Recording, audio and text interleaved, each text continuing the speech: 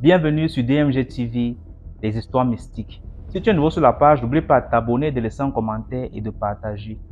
Et j'aimerais vraiment qu'à chaque histoire, si c'est que tu as retenu quelque chose, tu me le signales en commentaire, genre dans l'histoire 1, je remarque que, dans l'histoire 2, je remarque que. Surtout, dites-moi en commentaire d'où vous regardez la vidéo, si c'est au Cameroun, si c'est hors du pays, dans quel pays exactement. Comme ça, on va voir la portée de la page. Tous les jours, on poste une vidéo qui contient plusieurs histoires à 12h00 sur YouTube. Je vais vous demander d'écouter attentivement s'il vous plaît. Et le but est de sensibiliser. Donc, n'oubliez pas de laisser un commentaire, de liker, de partager et de vous abonner à la page.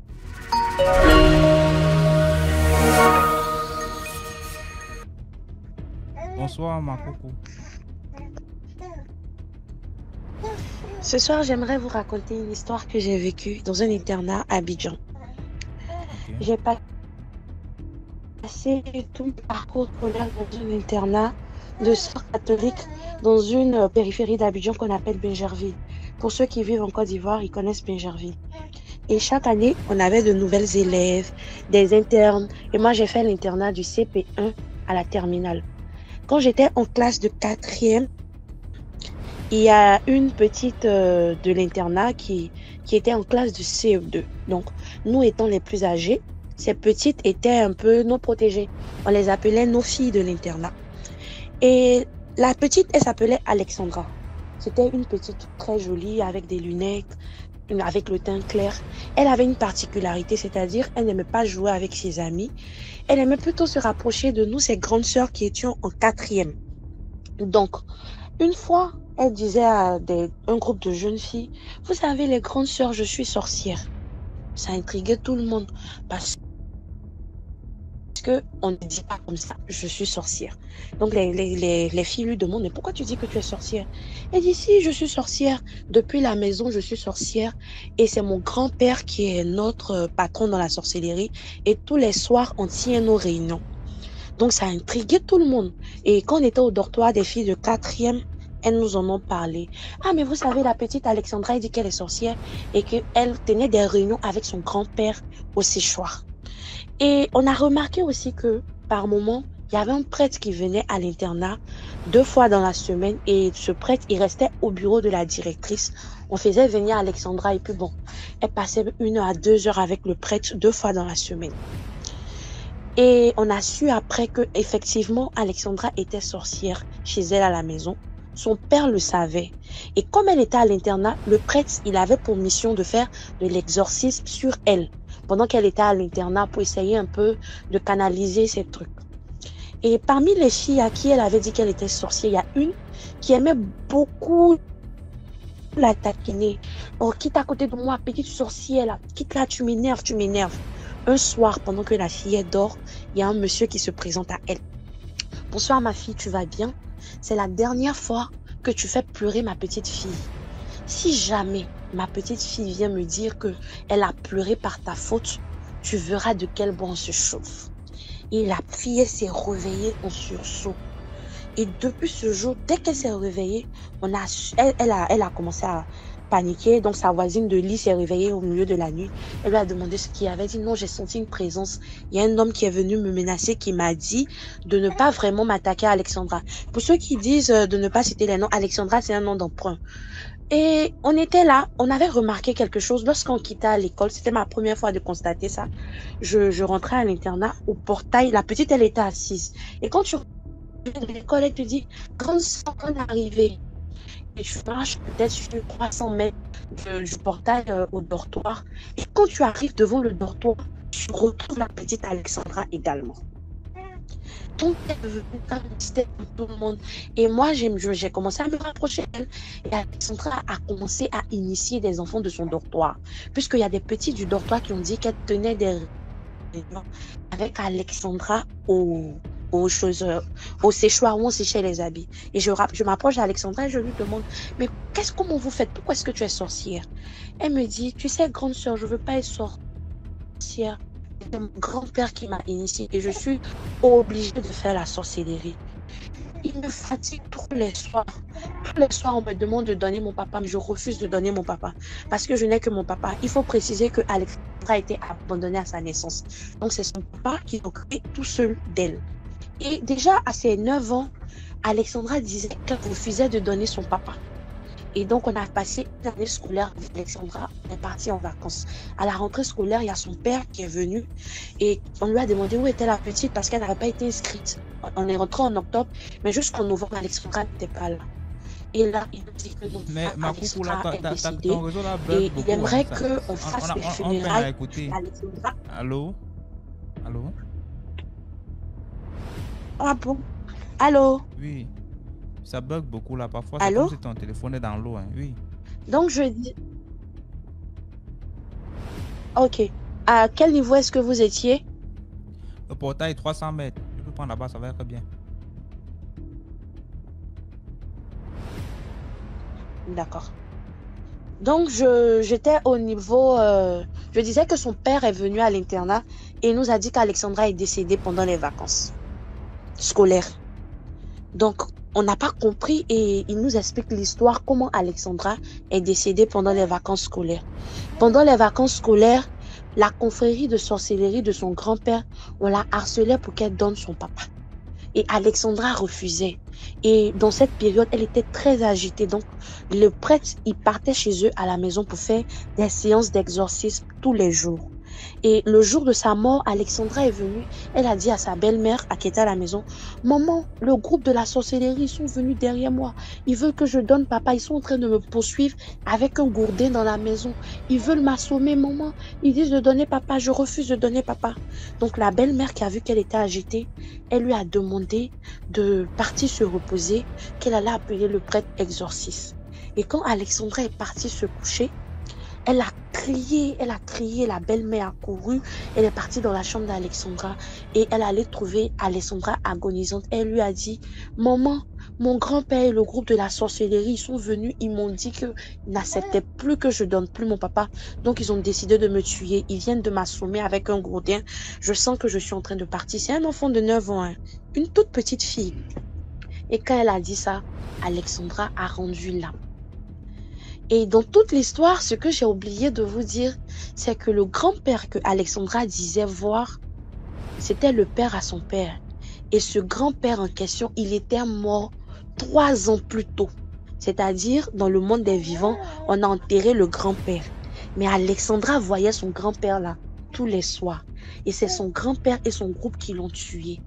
Et comme il n'avait pas de famille, et comme Alexandra, la seule famille qu'elle avait pu se créer, c'était la petite famille de l'internat, on a fait ses funérailles à l'internat.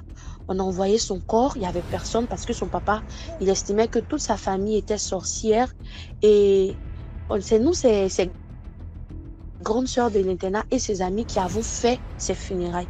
Et c'est comme ça qu'elle est morte parce qu'elle a refusé de donner son papa dans le monde de la sorcellerie. Tu te calmes, s'il te plaît. Bon, là, j'ai fini mon histoire. Je ne sais pas si je l'ai bien raconté. Oui. C'est Voilà. une très bonne histoire. Merci beaucoup pour l'histoire, Marco.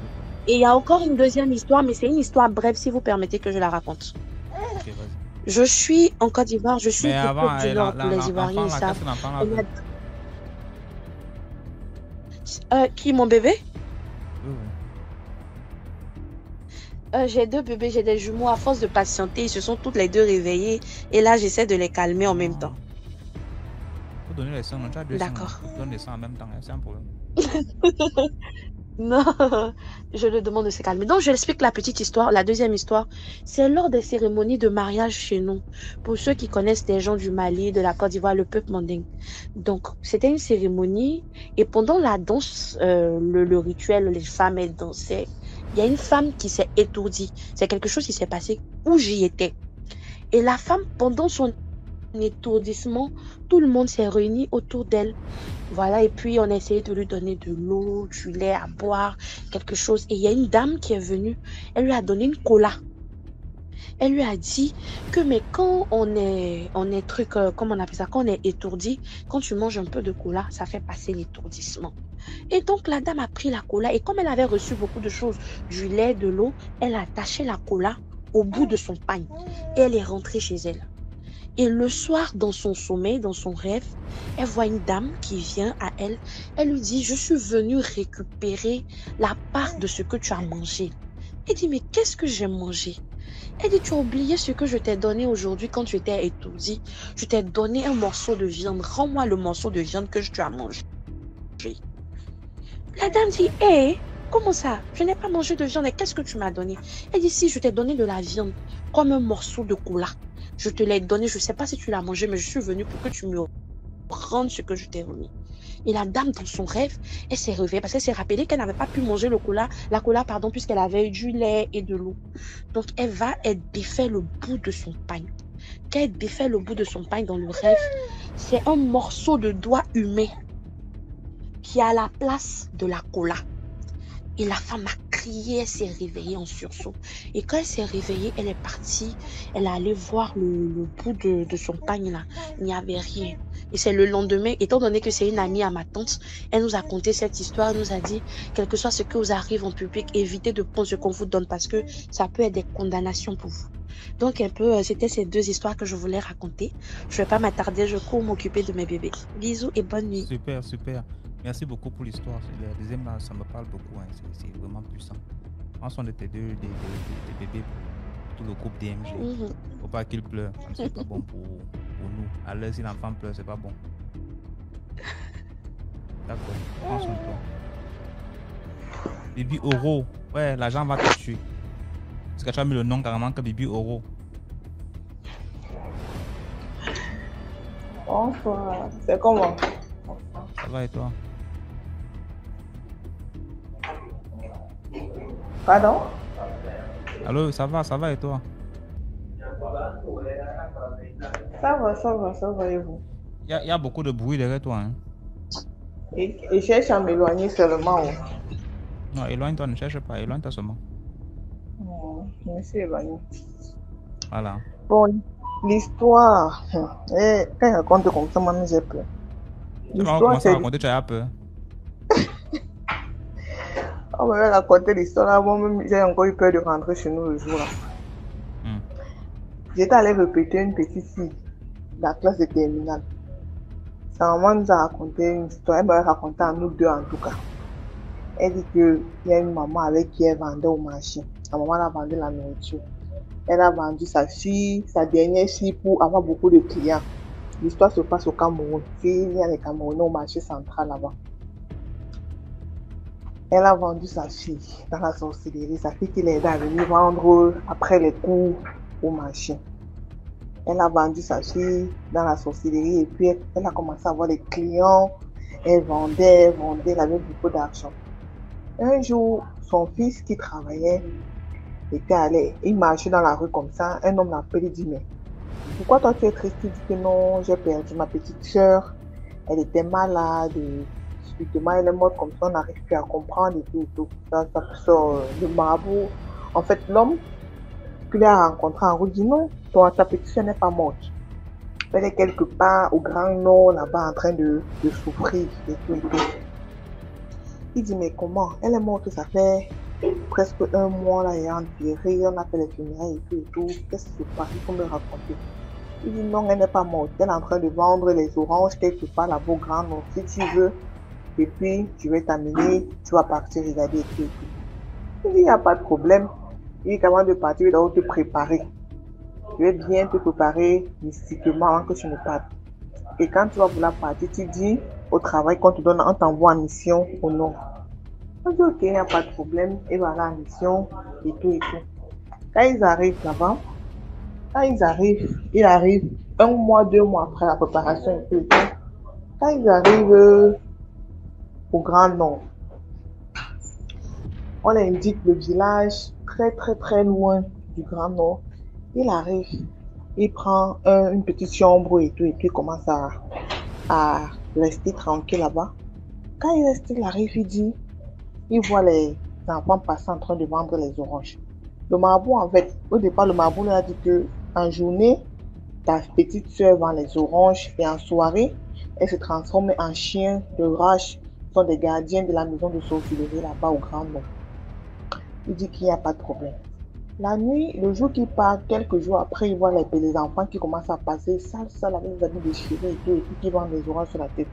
Il appelle la petite, il achète les oranges. Parce qu'on avait indiqué comment elle est, c'est pas le même visage. Tu sais, comme elle est morte, c'est pas son même visage qui était là-bas, mais il y avait quand même les traits de ressemblance. C'est quand on enterre le corps dû à la morgue et tout, il y a les ressemblances qui diffèrent et tout. Quand il arrive, il appelle une fois, deux fois, trois fois. Le barbeau avait dit, si tu arrives là-bas, tu vas payer les oranges trois fois et puis tu reviens. Les oranges que tu achètes là, ne sucent pas. Ce ne sont pas des oranges. Ce sont des choses comme quand vous achetez, vous sucez, et puis c'est vos sangs qu'on prend, demain vous mourrez et tout et tout. Il a acheté les oranges, il a gardé, il est rentré à Douala avec les oranges, il a montré au praticien. Le tradit praticien a travaillé sur ça, travaillé. Il a maintenant donné un truc quand il est arrivé là-bas. Maintenant, il a essuyé sur son visage et sur ses mains. Il dit, chaque fois que tu vas acheter les oranges à la petite, elle va commencer à te côtoyer. Vous allez causer de temps en temps. Elle va t'expliquer ce qui se passe. En fait, que quand tu vas l'appeler pour lui poser des questions, elle va te répondre. Parce que ce genre de personnes-là, quand tu les appelles, une fois, tu leur poses des questions, une fois, deux fois, on échange de rue. Donc, on les échange de quartier. Ils sont plus dans le même quartier de peur qu'on va les remarquer. Donc, c'est le remède là qui permettait en sorte que les gens de son côté là ne se rendent pas compte que la petite fille là a déjà trouvé une personne qu'il connaissait. Donc quand il posait avec la petite fille là, donc les médicaments quoi, on avait travaillé sur lui et tout. Chaque fois elle partait, vendait, il achetait tous les oranges. Et qu'elle reste à terre, il cause. Elle raconte comment ça se passe là-bas dans les cercles. Elle dit ouais tonton, je suis comme ça là. Le matin, nous, on va, on ne mange pas, ils ne boivent pas de l'eau. Puisqu'ils sont morts, ils ne mangent pas, ils ne boivent pas de l'eau. La nuit, nous sommes en grand chien, enragés. On jette la viande humaine. Bon, les gens qui meurent là, quand ils vendent les oranges, quand tu meurs, même prendre ton âme quelque part, c'est ça qu'on nourrit les chiens là-bas. Ils sont comme des chiens la nuit, il y a de l'enclos et tout. Ils arrivent un jour, il fait encore 2 semaines là-bas, Grano. Il rencontre le tradit praticien. Le tradit praticien maintenant dit si tu es prêt. Parce que comme tu remontes là, si tu veux rentrer avec ta petite soeur, tu me dis. Mais sache que si tu rentres avec elle, ta maman va mourir. Il dit que même si c'est elle et tout son équipe, il n'y a pas de problème. Moi, je m'en fous de ma maman. Elle a tué c'est ma seule petite soeur que j'avais, puisqu'il était 3. Son petit frère était à moi, il restait la petite soeur et lui. Il dit que ma seule petite soeur, c'est celui qui paye ses études et tout et tout. Il dit que même s'il faut qu'elle meure, non. Elle ne manque de rien, je donne de l'argent. C'est la nourriture de quoi qu'elle a vendu ma petite soeur pour vendre la nourriture. C'est la nourriture de quoi qu'elle vend. Mais tout l'argent que je donne là, ça ne suffit pas qu'elle tue que les gens.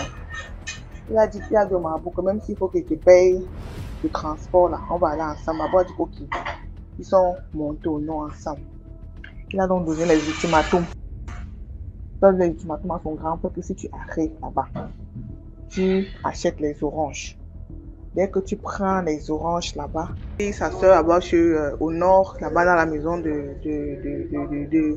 où sa maman l'avait vendu et tout, le marabout a dit ouais, tu peux voir ta soeur normalement parce que je travaille sur toi. Elle est encore dans le monde des morts. Il faut que je travaille sur elle pour qu'elle vienne dans le monde des vivants. Pour que les gens aussi voient. Parce que où elle est la personne ne peut la voir. Mais elle peut voir les gens et tout. Il n'y a pas de problème. Fais ce que tu as fait.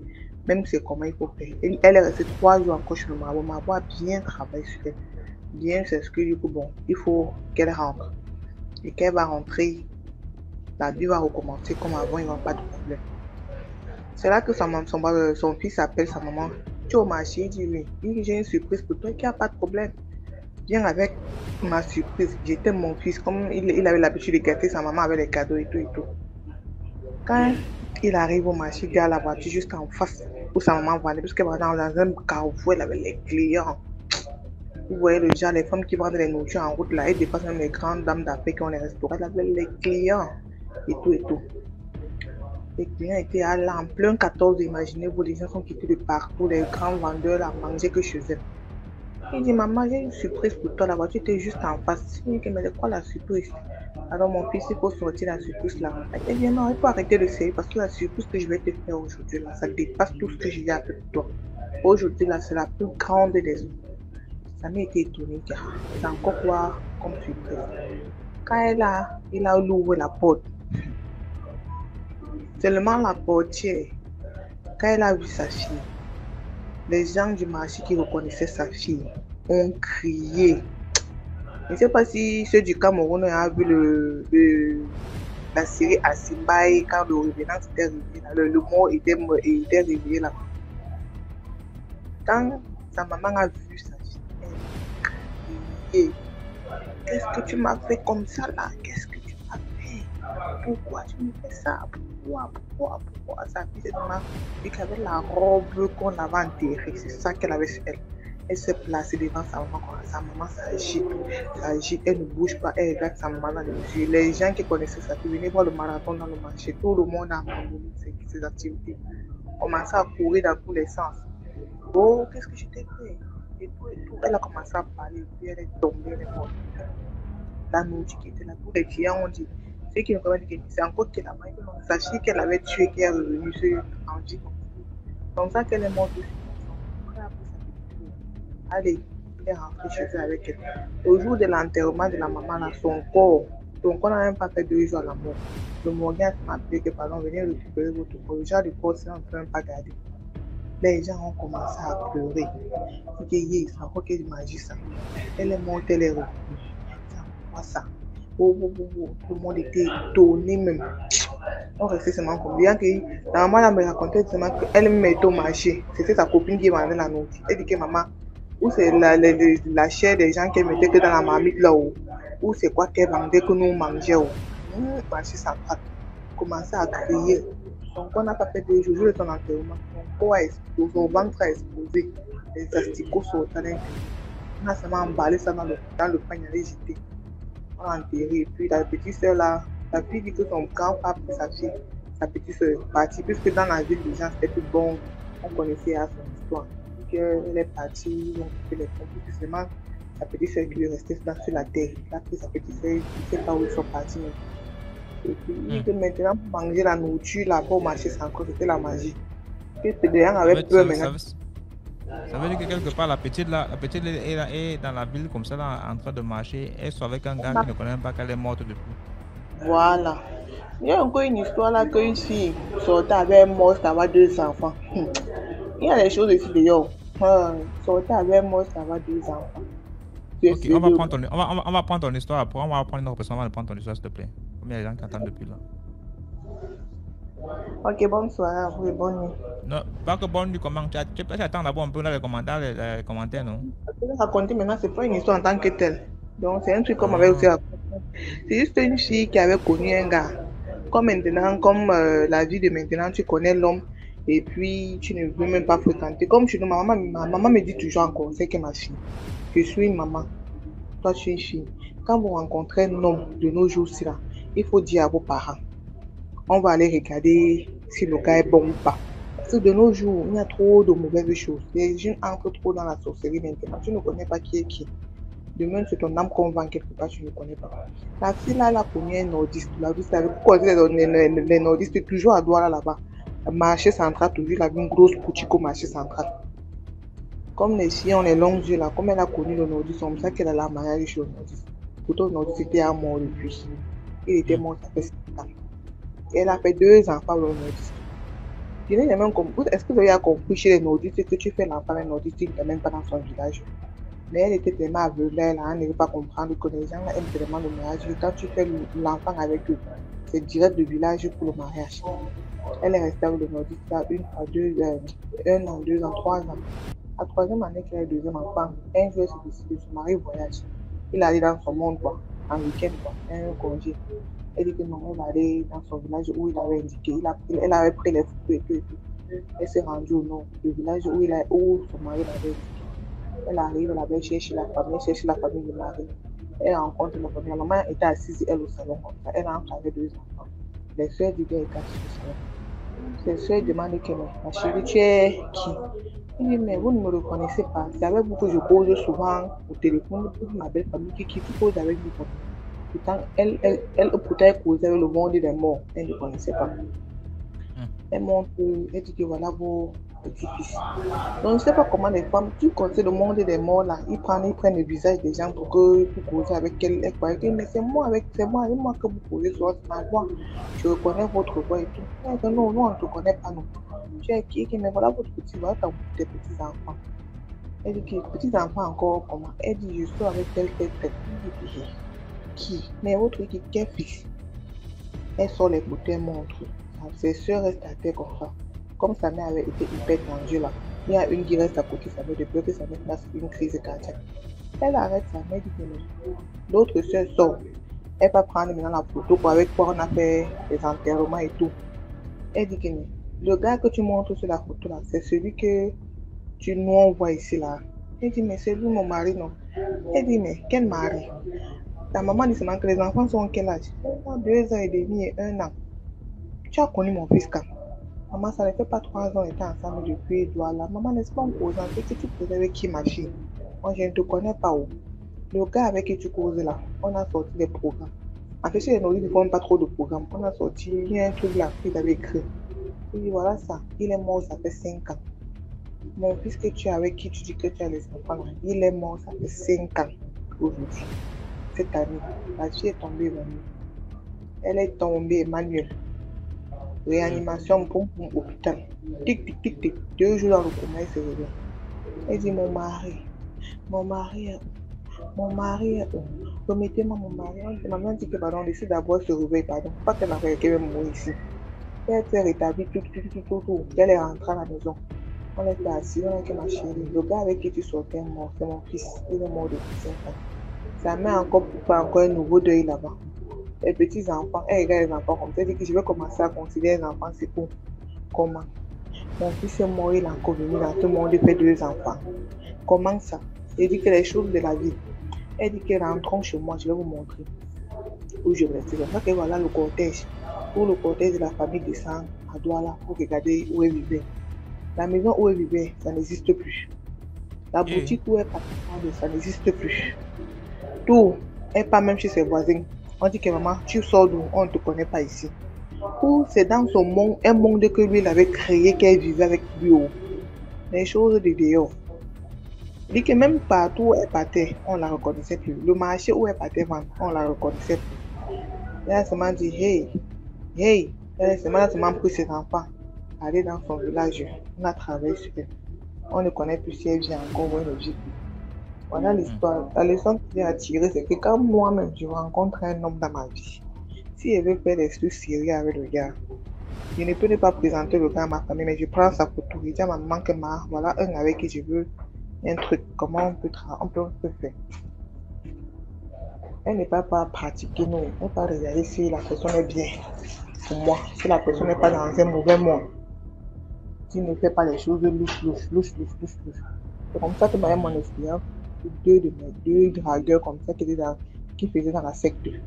Et étaient derrière moi, poum. Et vous voulez sortir, moi j'ai refusé.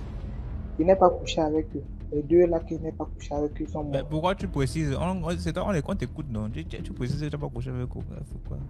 Oui, non, il faut qu'on parle. Parce que quand tu couches avec un homme, quand tu apprends que le gars là est mort, il faut souvent prendre le sel, tu te laves avec. Non, je vous donne un mois et dis-moi, nous sommes les grandes personnes. Il n'y a pas d'enfants de moins de 18 ans. C'est les enfants de 18 ans font déjà. Oui, c'est pas avec tous les hommes. Voilà. C'est pas avec tous les hommes qu'on vit. Et que j'ai connu des gars m'ont dragué. Quand je vais appeler les trucs sérieux avec toi, tu dis à ma mère, tu dis, ouais, voilà un gars que j'ai connu. Vraiment, il est derrière moi fort, il fait comment. Ma mère dit que ma fille, le dehors est mauvais. Je ne peux pas t'inquiéter, tu es une jeune fille, tu es belle. Mais sache que le dehors est mauvais. Elle est barrée d'eux comme ça, ça n'a même pas que 2 ans, les gars sont morts. Il était dans la secte. Même quand tu couches avec un gars, tu apprends qu'il est mort, même s'il n'était même plus avec toi. À l'instant que tu apprends sa mort, même s'il est mort, ça fait 1 semaine que tu as appris sa mort, même si c'est quand. On m'a conseillé, tu prends le sel, tu mets dans l'eau, tu parles, tu coupes tout lien avec lui. Et même si vous avez, parce que quand tu couches avec nous, vous avez partagé les énergies. Donc si tu laves, tu parles, et puis tu coupes tous les liens, que même si c'est qu'il est passé dans son monde de musique, quand on lui demande de ramener quelqu'un, il ne te voit pas. Voilà ma part de conseil. Merci beaucoup, Bibi Oro. Mais avant même les euros là, non, là tu mets Bibi Oro là, c'est comment on partage les euros, non? C'est chaud, hein? Ça ne...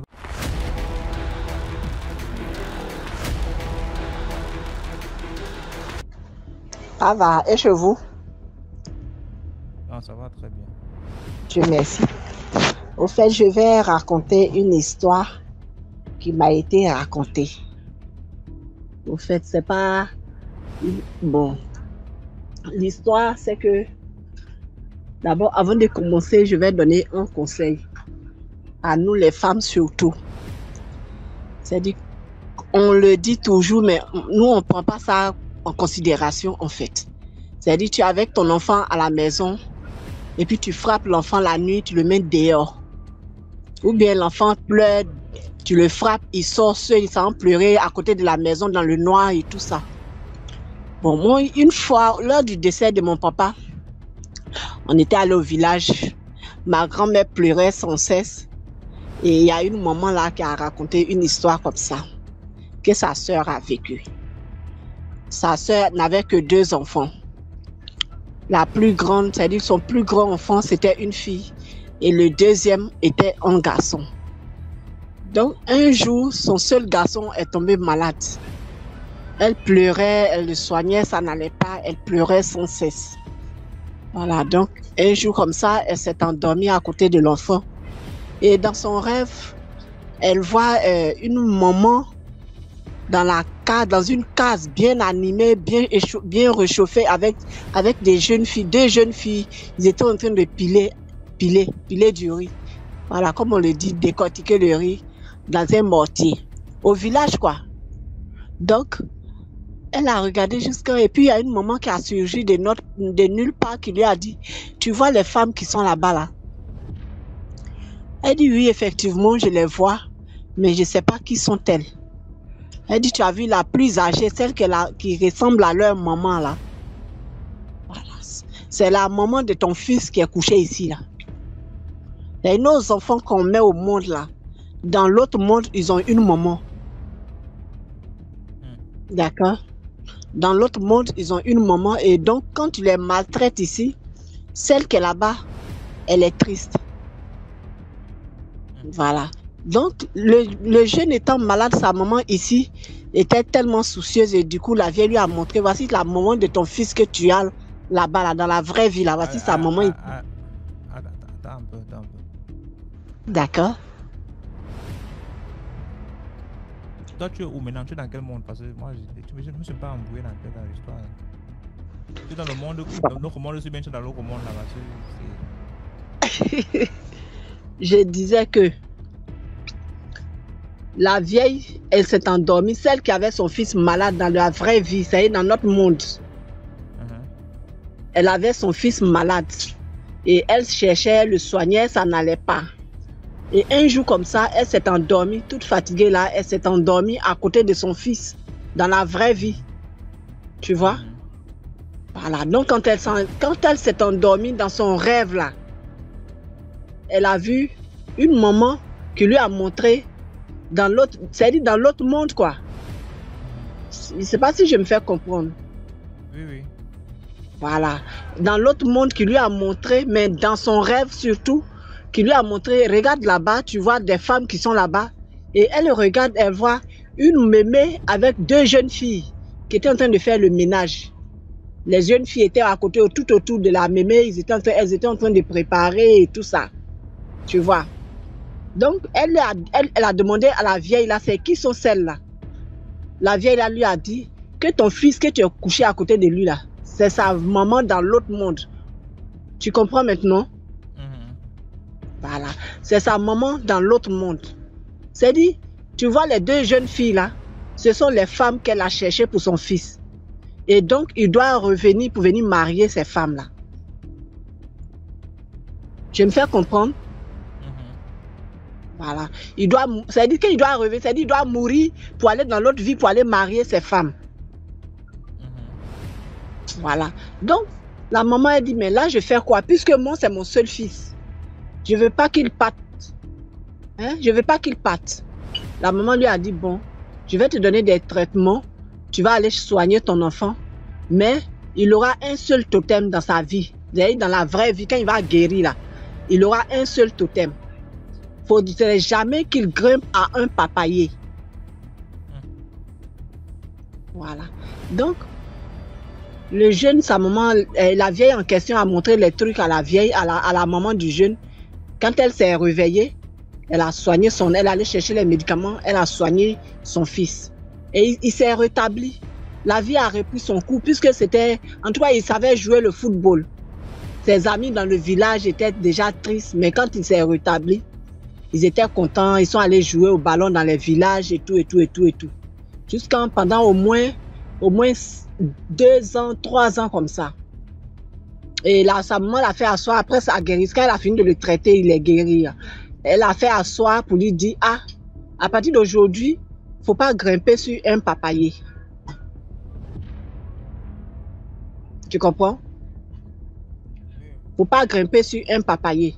Et le jeune, entre les jeunes, c'est-à-dire les années plus tard, il a oublié. Des années plus tard, il est devenu adulte et tout ça là. Un jour là, ils sont allés jouer ballon dans un village, en plein midi, en groupe. Ils étaient en train de partir sur la route, il a vu un papayer, puis il y avait une papaye qui était mûre là. Il a couru, il a grimpé, il a cueilli. Et quand il est descendu, son ami lui a demandé, mais toi tu avais pour te thème de grimper sur un papayer, non? Ou bien tu as oublié? C'est là il s'est souvenu. Mais il était déjà trop tard. Ils sont allés jouer dans le village en question. Ils sont allés jouer au football, mais arrivé là-bas, lui, il est tombé malade. Et puis, ils l'ont ramené au village. Quand ils l'ont ramené au village, il est décédé après. C'est pour dire que quoi? C'est pour cela la maman en question a dit, comme conseil, il ne faut jamais frapper son enfant la nuit pour le faire sortir de la maison. Ou bien chasser son enfant, surtout la nuit. Voilà, parce que tu ne sais pas ce qui se passe dehors, surtout dans les villages. Pendant la nuit, tu chasses ton enfant ou bien tu le frappes, tu le poursuis, il sort de la maison et il est en train de pleurer dehors, à côté de la maison. D'accord. Merci beaucoup, Charles, maintenant pour l'histoire. Mais sauf que j'aimerais apporter une petite précision ici. Là. Quand tu dis il avait pour totem, le totem, c'est pas comme ça. Le totem, c'est avoir un animal qui te représente en fait. Un animal à travers lequel tu peux faire des voyages, tu peux te déplacer, tu peux incarner un animal, tu peux faire tu te déplaces chez quelqu'un et tout. Tu n'es pas dans la forêt, tu visites et tout. Mais je pense que ce que tu veux dire, c'est avoir peut-être une condition. Ouais, une interdiction, un truc comme Justement. Voilà. Que voilà, il a une condition, genre il n'a pas monté sur un papayer. Justement, donc c'est ça. Ouais. Un tabou. Bon, on va rester sur. Je comprends. Voilà, un interdit. Voilà, comme le dit ici le commentaire. Voilà, justement. Donc c'est un peu ça. Et je suis d'accord avec le conseil que tu donnes aussi en même temps. L'appeler enfant et qui passe souvent à pleurer dehors, c'est très mal parce que vous savez, c'est quand on est au plus mal qu'on a les propositions du diable.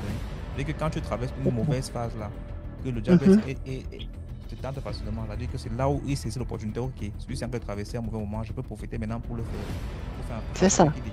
C'est-à-dire, ça peut peut-être même ne pas être fort. Ça peut ne pas être même forcément la maman de l'autre côté, mais le sorcier aussi peut profiter de ça. Parce qu'à travers ça, il profite de ça. Oui, il dit ok, parce que la faille dont je peux entrer. J'ai fait dormir les petits, donc j'aimerais raconter une petite histoire que ma collègue m'a expliquée. Tu les as allaités en même temps, non? J'espère que tu les as allaités en même temps, parce que c'est les jumeaux, il faut faire les trucs en même temps. Non, c'est pas facile, mais ça va. Je leur ai donné le biberon et là, ils dorment. Ok, maman. Donc, c'est une histoire racontée par ma collègue.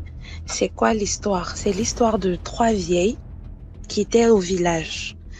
Et ces vieilles, elles sont tombées malades ensemble, toutes les 3. Et nous sommes en Afrique, en Côte d'Ivoire, chez nous ici, il fait chaud. Tout le temps, les vieilles se sont plaintes pendant 2 semaines. Elles disaient qu'elles avaient froid, qu'elles voulaient qu'on leur donne des manteaux pour porter des manteaux. Des manteaux en Afrique, on n'a pas compris. Jusqu'à ce que l'une décède et il y a l'une qui a décidé de se confesser pour dire pourquoi est-ce qu'elles avaient vraiment froid. C'est-à-dire, elles ont pris un avion mystique. Elles sont allées en Europe. Elles partaient au Canada pour tuer l'un des fils de l'une des trois vieilles. Et quand elles sont parties mystiquement au retour, il y a eu, je sais pas comment est-ce qu'on appelle, une sorte de déluge de neige sur leur avion là, mystiquement. Et puis, l'avion s'est embourbé dans la neige, mystiquement. Et donc, quand elles sont sorties de leur avion mystique, l'avion là s'est perdu dans la neige là-bas. Et le lendemain, elles ont cherché l'avion pour revenir, elles n'ont pas trouvé. Et donc, physiquement, lorsqu'on les voit le matin, elles sont là, elles sont en train de grelotter, elles ne peuvent pas expliquer pourquoi est-ce qu'on est en train de grelotter alors qu'on connaît la température en Côte d'Ivoire. On se retrouve aux environs de 32-33 degrés. Jusqu'à ce que l'une meure de froid. Et selon ma collègue, toutes les deux autres, elles sont mortes. Hein. Elles n'ont pas pu supporter. Et donc, on ne sait pas ce qui s'est passé. Pourquoi est-ce que l'avion, là, il a fait un crash. On ne sait pas si c'est des prières. Qu'est-ce qui s'est passé? Mais ces trois vieilles, là, sont mortes de froid, pratiquement gelées, parce qu'elles avaient essayé de tuer quelqu'un en sorcellerie. Donc, c'est la petite histoire. D'accord. Je suis allée au village, j'étais encore petite. Et dans le village, c'était chez ma maman, il y avait une de mes cousines là. Elle était malade tout le temps, elle était malade. On ne savait pas ce qu'elle avait. Elle était amaigrie et tout ça. Et souvent même, excusez-moi, quand elle s'assoit quelque part, elle s'élève, c'est mouillé. On ne sait pas pourquoi. Non, mais je sais pas si elle pissait. Mais un jour, quand sa maman l'a fait asseoir pour lui demander, mais tu as quoi? Tu n'es pas enceinte, tu as quoi au juste? Elle est venue à Abidjan ici, chez un parent à Bobo. D'accord? Qu'elle est venue à Abidjan en tant que jeune fille. Elle avait 17 ans. Elle est sortie de la maison un jour et elle a passé une semaine dehors. Elle a passé une semaine dehors sans qu'on ne sache où elle était partie. Et après, quand elle est revenue à la maison, sa tante l'a fait asseoir pour lui demander où elle était. Ils l'ont grondé, tout. Elle n'a pas dit où elle était. Bon, ils ont laissé passer, mais des jours après, sa santé se dégradait. Et on ne sait pas ce qu'elle avait. Donc sa tante, elle pensait qu'elle était enceinte. Sa tante lui demande, mais tu as quoi au juste? Depuis tu as fait une semaine dehors là. Tu es revenue là, tu n'es plus la même. Hein? Qu'est-ce que tu as au juste? Dis-moi. Ou bien tu es enceinte? Elle dit, elle ne sait pas. Donc la tante la prend. Elle lui dit, bon, ok, allons où tu étais là. Le monsieur chez qui tu étais parti là. Allons la dernière fois là. Allons, tu vas me conduire là-bas. Je vais causer avec lui. S'il s'agit d'un cas de grossesse, il va assumer. D'accord? Donc, la tante l'a accompagnée. J'espère que tu me suis, hein, parce que tu bouges beaucoup là.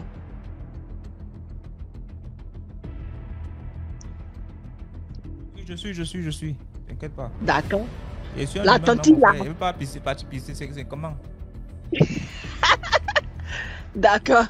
La tante l'a accompagnée. Elle lui a dit, bon, comme tu es resté longtemps dehors, une semaine, c'est pas 2 jours, c'est pas 1 heure. Donc, allons, on va voir chez qui tu étais. Elle a suivi, sa tante l'a suivi, ils sont venus dans une cour comme ça, et puis il y avait une maison dedans, je sais pas, 2 chambres, salon, un truc comme ça. En tout cas, une cour dans une cour fermée, une maison dans une cour fermée, voilà. Donc, ils ont salué, ils ont demandé aux gens de la cour. Et ma fille dit qu'elle était ici la dernière fois, ça fait 1 semaine aujourd'hui. Bon, ça fait 2 semaines, puisque elle était ici, elle dit qu'elle a fait 1 semaine dans votre cour ici. Les gens de la cour disent qu'eux, ils ne l'ont pas vue. Ils ne connaissent pas la petite en question. Elle dit non, que j'étais dans la cour ici. J'ai fait 1 semaine dans cette maison, la maison qui est fermée là. Le propriétaire est où? Et c'est là, il y a une femme qui prend la parole pour dire, comment on appelle ça? Que le monsieur qui habite dans cette maison là, ça fait 3 ans, moi je suis dans la cour ici, on dit il est décédé. Mais moi quand je suis venue, la maison se fermait déjà. Personne n'a jamais habité dans cette maison. Donc moi, je n'ai jamais vu quelqu'un habiter dans cette maison. Elle dit, c'est là, elle était. Donc, les gens ont conclu que la petite a accouché avec en revenant. Et après, quand elle est partie au village, où moi j'étais au village en ce moment-là, quand ils ont fini, elle est tombée malade et tout, et puis après, elle est décédée. Donc, je suppose que c'est effectivement avec le monsieur qui était dans la maison qui est mort là, qu'elle a accouché et elle a fait 1 semaine avec lui. c'est mon histoire. Bonne soirée à vous. Comme je suis peureuse là, je préférais que vous me preniez beaucoup. Rien ne va t'arriver, t'inquiète pas. Quand mon mari va dormir, là, je peux pas. Voilà, donc c'est un peu ça. Bonne soirée à vous. D'accord. Merci beaucoup.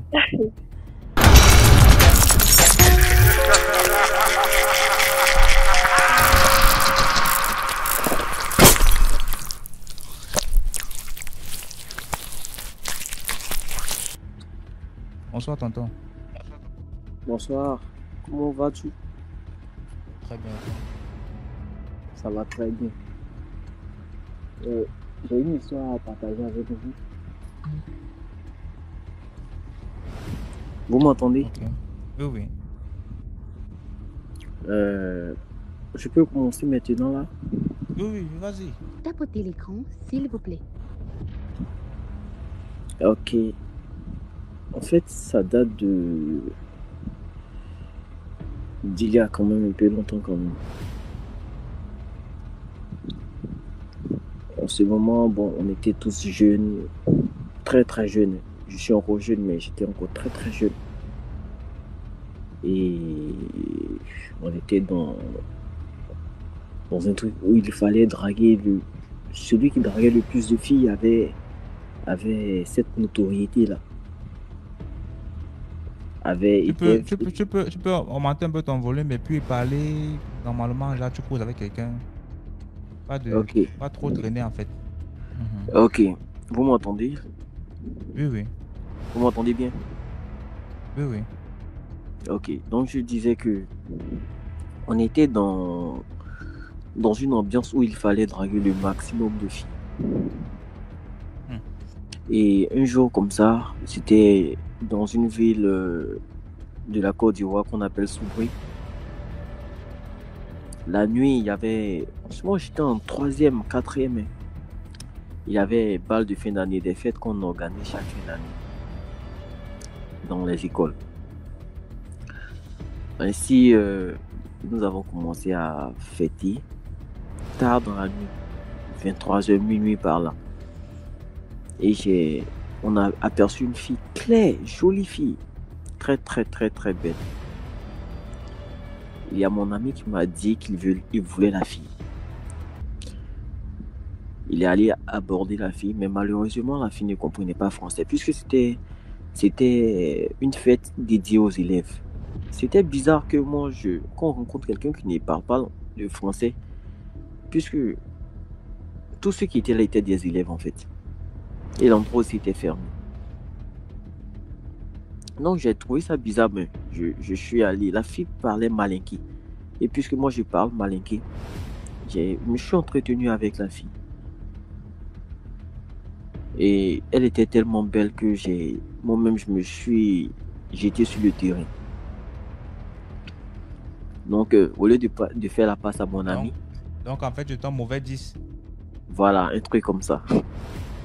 Donc, au lieu de faire la passe à mon ami, moi-même, j'ai côtoyé la fille. Et sur le champ, la fille m'a accepté. C'est comme ça qu'on a commencé à danser ensemble, danser. Une heure comme ça. J'ai emmené la fille chez moi. Lorsque j'ai emmené la fille chez moi, on a eu ce qu'on devait faire. On a eu des débats. Vous avez couché ensemble? Après, les débats, c'est quoi? Vous avez couché ensemble? Oui, c'est ça. Donc, après ça, 2 heures par là, je suis allé l'accompagner. Lorsque je partais l'accompagner, on est rentré dans le noir. J'avais peur, mais puisque je devais me jouer le garçon le plus courageux. Donc j'essayais de ne pas montrer ma peur. Mais on rentrait dans des endroits là vraiment bizarres, très très noirs. Elle m'a dit qu'elle habite. Quand je lui dis ah mais tu habites où? Elle dit allons seulement. Il y a un quartier qu'on appelle Liribrou à Soubri. Nous sommes allés dans le quartier. C'est un quartier noir, il n'y a pas d'électricité là-bas. Donc j'avais peur. Je lui ai dit, bon, puisque c'est elle la femme, elle n'a qu'à passer devant. Moi, je vais rester derrière. J'ai dit ça par peur. C'est pas par peur, c'est pour voir les fesses par derrière. On fait tout ça. Non, sincèrement, j'avais peur. J'avais vraiment peur. Parce qu'elle était derrière, elle me disait que, bon, tout peut arriver. Tout peut arriver. Donc, j'ai dit, elle n'a qu'à passer par devant. Comme ça, il y a quelque chose, moi, je peux fuir. Donc, elle est partie, elle m'a montré une maison, que c'est là, elle habite. Lorsqu'elle m'a montré la maison, j'ai dit, ok, je l'ai laissée là-bas. Et je suis rentré chez moi.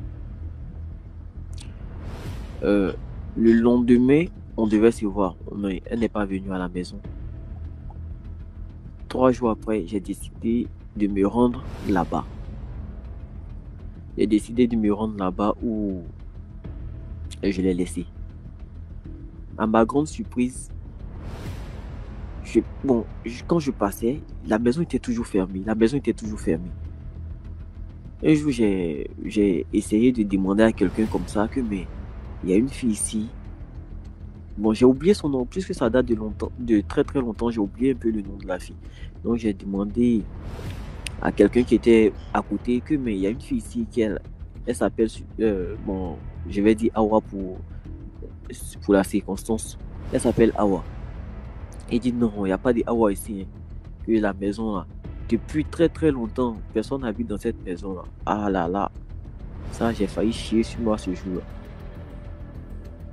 J'ai eu très peur, la peur de ma vie. Et lorsque je suis allé raconter à mon ami, il m'a dit, ah c'est moi j'aime femme, qu'aujourd'hui je suis tombé à tonton. Mais je vous assure, depuis ces jours, je n'ai plus jamais entendu parler de la femme, de la fille.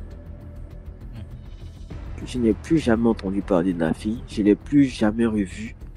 Jusqu'aujourd'hui, je me pose souvent des questions. C'était vraiment une personne, une personne humaine ou bien c'était un génie, parce qu'elle était vraiment belle. Puisque souvent dans les récits africains, on dit les génies sont très jolis, et puis clairs. Elle était très claire, très belle.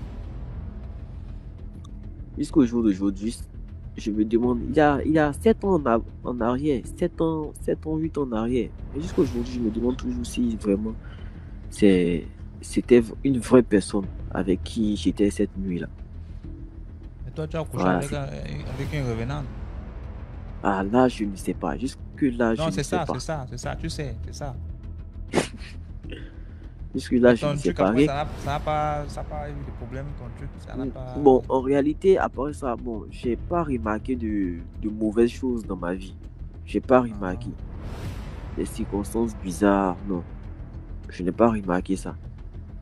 Et tu as pour le même truc là pour aller maintenant couper avec une autre fille qui n'est pas revenante. Vraiment, les filles souffrent. Non, sinon, sincèrement, je suis là, bon. Je suis, souvent, je pense à ça, et puis bon. Je me demande si vraiment c'était une personne ou bien c'était un esprit. Alors, tout ça, on va se demander ça maintenant. Parce que, donc, c'était ça mon histoire, ce que je voulais partager avec vous. Donc, un conseil aussi que j'ai à donner à mes jeunes frères. Souvent, nous les jeunes, on a tendance à vouloir coucher avec toutes sortes de filles. Il faut qu'elles soient belles, c'est tout. Et quand on fait ça, on s'ouvre à des esprits en fait. Moi, j'ai eu la chance, je vais dire que j'ai eu la chance. Puisque après ça, je n'ai pas eu de cas grave dans ma vie. Mais tu as déjà un enfant? Tu as un enfant quand même? Non, je n'ai pas encore d'enfant. Je n'ai pas encore essayé. Après, quand tu vas essayer, si ça vient, tu vas comprendre que tu n'as pas vraiment de problème. Non, là, sinon... il faut rester seulement dans les prières. Ah, sauf si en temps, tu as fait retirer les enfants en temps. Là, Non, je n'ai jamais essayé d'enceinte. Je n'ai jamais essayé d'enceinte.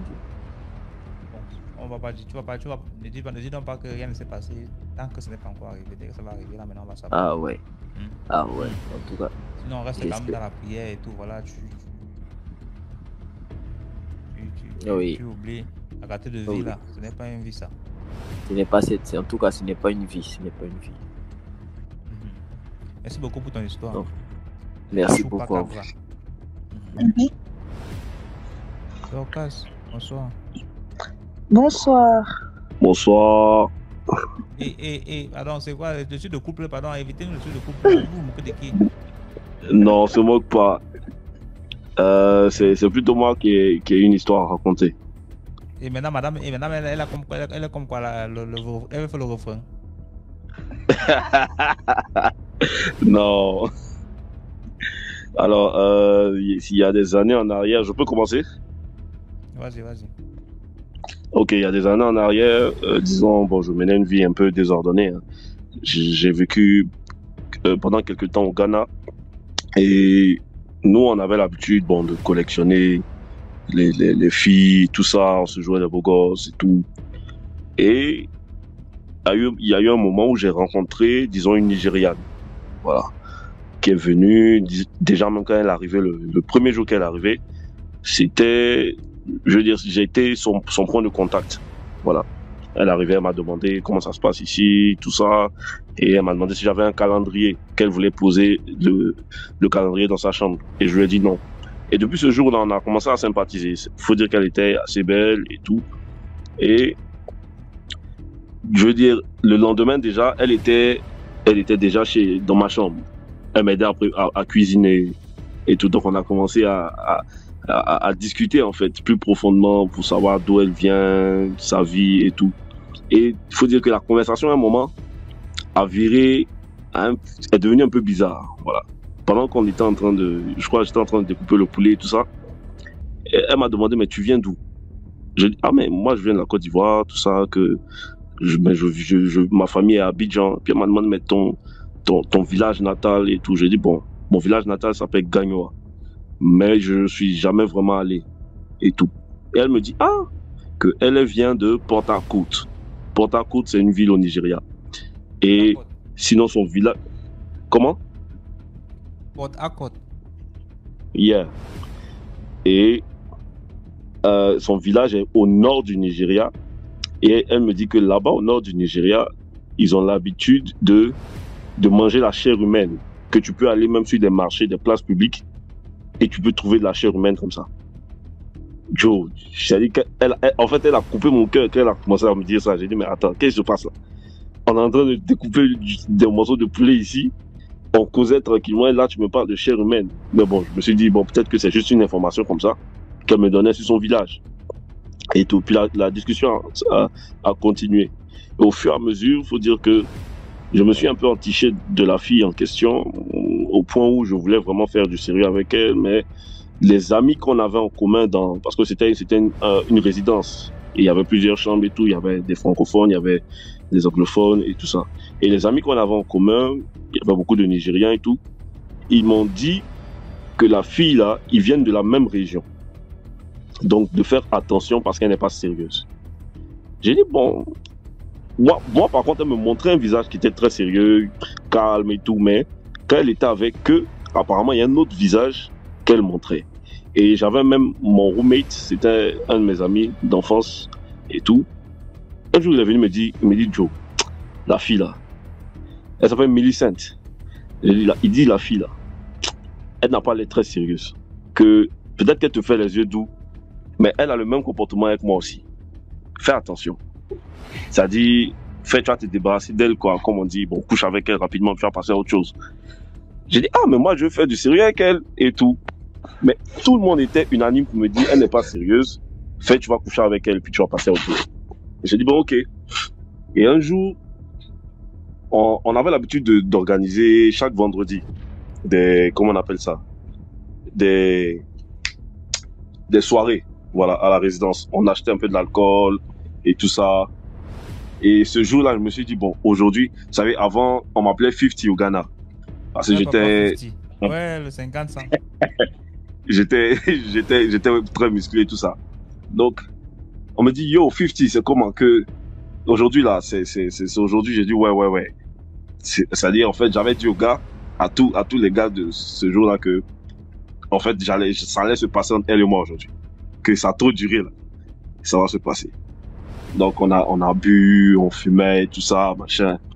Et, j'ai laissé les autres et nous, on est monté. Quand on est monté, bon, la fille, on a commencé à causer. Et dans la causerie, bon, naturellement, on a commencé à s'embrasser et tout ça. Et à un moment, elle a éteint la lumière. Et puis bon, elle a commencé à danser et tout. Et au moment maintenant où on doit conclure, il y a quelque chose d'étrange qui se passe. La fille me dit non, qu'elle peut pas. J'ai dit, comment ça tu peux pas? Elle me dit non, que je peux pas. Elle m'appelait John aussi. Elle m'appelait John. Elle dit non, John, Mais je peux toi, pas. tu as combien de noms finalement? Tu avais 50, tu t'appelles John, c'est quoi? En fait, il y a Jean, dans mes noms, il y a Jean. Voilà. Et ça, c'est mon vrai nom, Jean quelque chose, voilà. Mais elle m'appelait John et mes amis là-bas, eux m'appelaient 50. Tu vois. Donc du coup, elle me dit John, non, je peux pas. J'ai dit, mais comment ça tu peux pas? On est sur le point de conclure, la chose devient intéressante. Tu me dis non, tu peux pas. Arrête ça, laisse-toi faire. Elle me dit non, je peux pas. Et elle s'est levée. Elle me dit, tu sais, tu es quelqu'un de bien. Je dis, comment ça, je suis quelqu'un de bien? Que là, c'est dans quel discours tu veux me mettre? On est en train de trucs et puis tu veux parler beaucoup en fait. Elle me dit non, que tu as quelque chose. Là, on entend, madame, mais est-ce que tout va bien? Elle n'est pas fâchée que tu parles de ça, non? Non. Elle connaît déjà l'histoire. Ouais, elle me rassure souvent. Hey. Elle me dit, mais tu as quelque chose de spécial. Qu'il faut bénir Dieu pour tes parents. Je dis bénir Dieu pour mes parents. Ok, bon, là, qu'est-ce que tu veux dire? Elle me dit, à cause de ce que tu as, il y a une grâce qui est sur toi qui fait que je ne peux pas faire ce que je veux faire avec toi. J'ai dit, bon, là, tu entends de parler de quoi? Donc là, mon cœur commence à battre, là. Elle me dit, en fait, si on couche ensemble, dès cette nuit, je vais prendre ton âme et je vais t'envoyer sous l'eau. Et tu ne vas plus te retrouver. Et tu vas mourir. J'ai dit, wow. Donc là, du coup, la lumière était éteinte. J'ai allumé la lumière. Et puis je lui ai dit, mais, what's up? Tu dis quoi, là? Tu vois? Donc, elle répète encore. Elle dit, si on couche ensemble, tu ne vas plus te retrouver parce que je vais prendre ton âme et je vais t'envoyer sous l'eau. Donc là, du coup, je suis resté glacé, là. Puis j'ai dit, waouh. Elle m'a dit, ben, je veux pas te faire ça parce que tu es quelqu'un de bien. Que c'est mieux qu'on s'arrête là. Donc là, du coup, en fait, c'était la première fois que je faisais face à une telle situation. Bon, avant, on aimait beaucoup les femmes et tout ça. C'était la première fois que je faisais face à une telle situation, là, en direct, comme ça, en live. Quelqu'un qui t'avoue une telle chose. Donc, du coup, j'ai allumé la lumière, puis j'ai dit, bon, ok, ramasse tes affaires, puis bon, voilà, que chacun se cherche, quoi. Et puis, on est descendu. Donc là, les gars nous ont vu en bas, ils ont commencé à crier, yo, 50! Donc, il fallait me voir là aussi. Bon, naturellement, tu es obligé de faire le dur. Ouais, les gars, ça s'est passé. Ouais. J'étais obligé de mentir, en fait. Mais après ça, en fait, ça m'a troublé. Et des années après, parce que l'événement dont je parle, c'était en 2012. Et des années après, je pense en 2017, aux environs de midi, 13h, je crois, j'avais pris ma pause. Et après, je retournais au boulot. Et j'ai vu la fille à Abidjan ici, d'un véhicule. Et quand elle m'a vu, en fait, elle a commencé à sourire. J'ai dit, mais attends, qu'est-ce qu'elle fout en Côte d'Ivoire, en fait? J'espère qu'elle n'est pas venue chercher d'autres victimes ici. Donc, quand tu as bloqué l'aéroport, elle a pu voir aussi. Okay. Non, pas ça, mais quand même pour dire que faut vraiment faire attention. Voilà, le message que moi je veux donner ce soir aux gens, c'est de vraiment faire attention parce que toutes les femmes que nous rencontrons sur la terre là, parfois ne sont pas forcément des humains ou des femmes naturelles. Parfois, ce sont des envoyés du diable. Et on ne sait pas qui est qui. Il faut vraiment faire attention. Et puis voilà quoi. Mais quand elle t'a dit qu'elle dépeint parce que tu es un bon gars, tu n'as pas vu qu'elle mentait aussi. Tu étais un bon gars à l'époque là. Bon, c'est vrai que j'étais pas un bon gars, mais je veux dire, j'étais pas non plus quelqu'un de méchant. Voilà. C'était juste que bon, j'aimais beaucoup. Tu draguais, tu C'est méchant.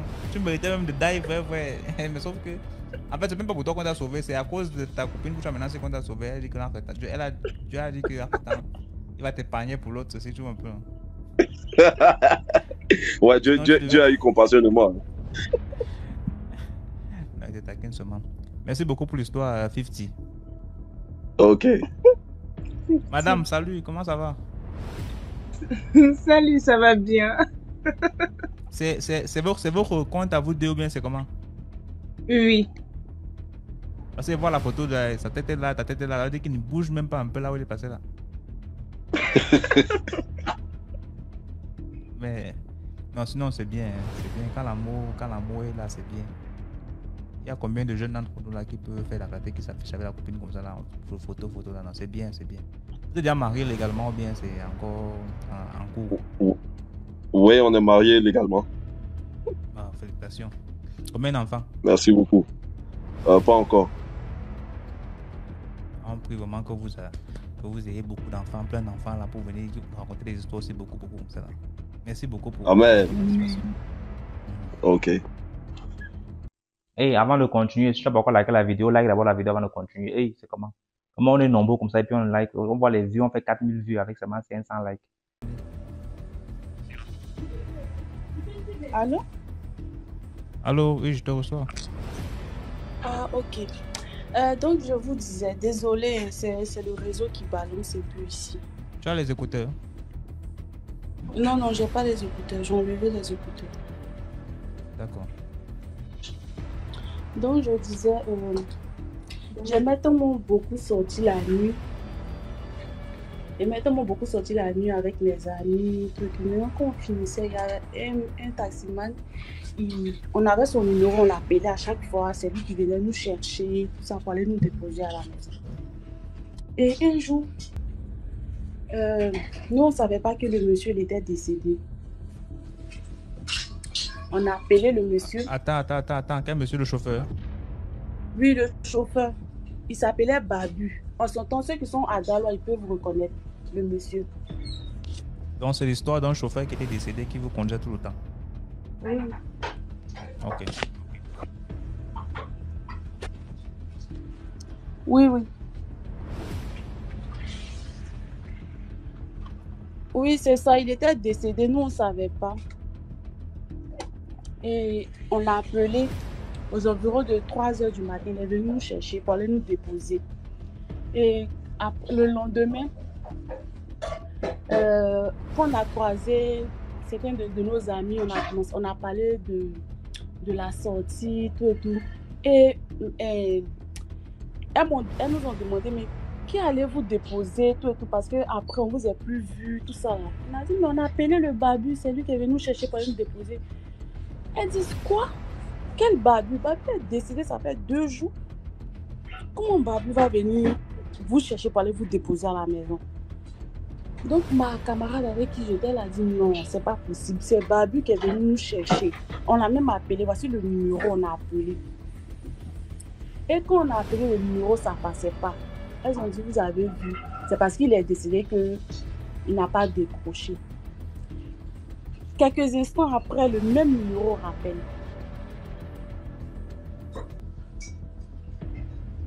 Le même numéro nous rappelle.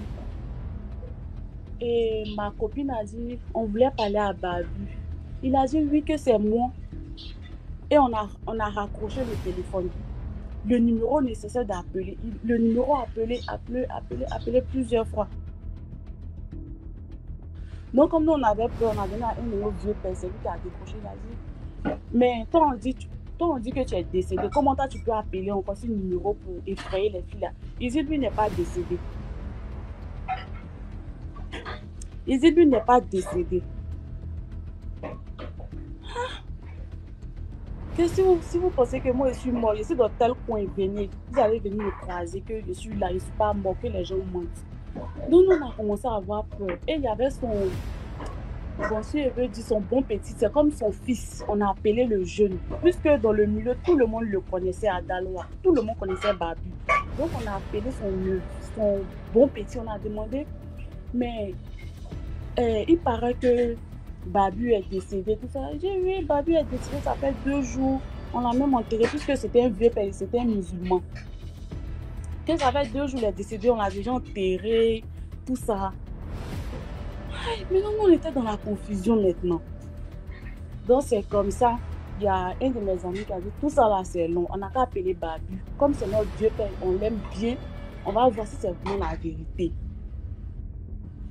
On a appelé le monsieur là-haut. Le monsieur est venu nous croiser.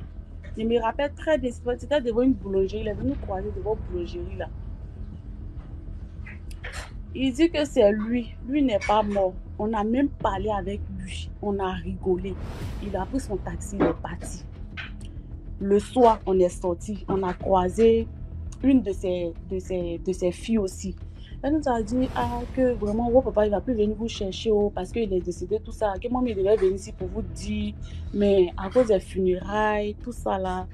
Donc, on n'a pas eu trop le temps pour venir dire aux gens. Tout le monde a commencé à pleurer. Un coup, en tout cas, moi, il a commencé à avoir froid, tout. Quand je suis rentrée à la maison, je ne me sentais plus bien. Il a fait 2 jours. Il a commencé à avoir mal à la tête. Tout mon corps me faisait mal. Il a fait au moins 1 semaine dans la maladie. Ça n'allait pas. Et il y a un monsieur, un pasteur qui était comment on appelle, au quartier Tazibo. Ceux qui ont fait Daloa, ils peuvent vous reconnaître. Quartier Tazibo. Il y avait un pasteur là-bas, il était clair comme ça, grand détail. Ils m'ont envoyé là-bas. Et puis j'ai expliqué. Le monsieur a dit que c'est un fantôme qu'on a vu, donc c'est normal qu'il tombe malade.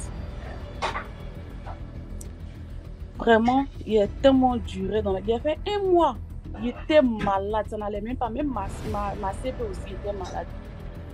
Puisque nous, il y a ma grande soeur qui m'a envoyé chez quelqu'un. Et puis, le monsieur a dit que, en fait, le monsieur, je ne sais pas comment il a expliqué, il aimait tellement son travail que là, c'est pas facile qu'il parte. Même si c'est parce qu'on l'a reconnu. Mais il va aller ailleurs encore pour faire la même chose parce qu'il ne veut pas partir maintenant. D'accord, merci beaucoup pour l'histoire, Sirani. En tout cas, c'était un moment. J'espère que tu n'es plus malade, que tu n'as rien. Non, ça va maintenant. Ce moment, il y avait 17 ans, 18 ans, il y a longtemps. D'accord. Merci beaucoup, Sirani. Donc, c'est ça.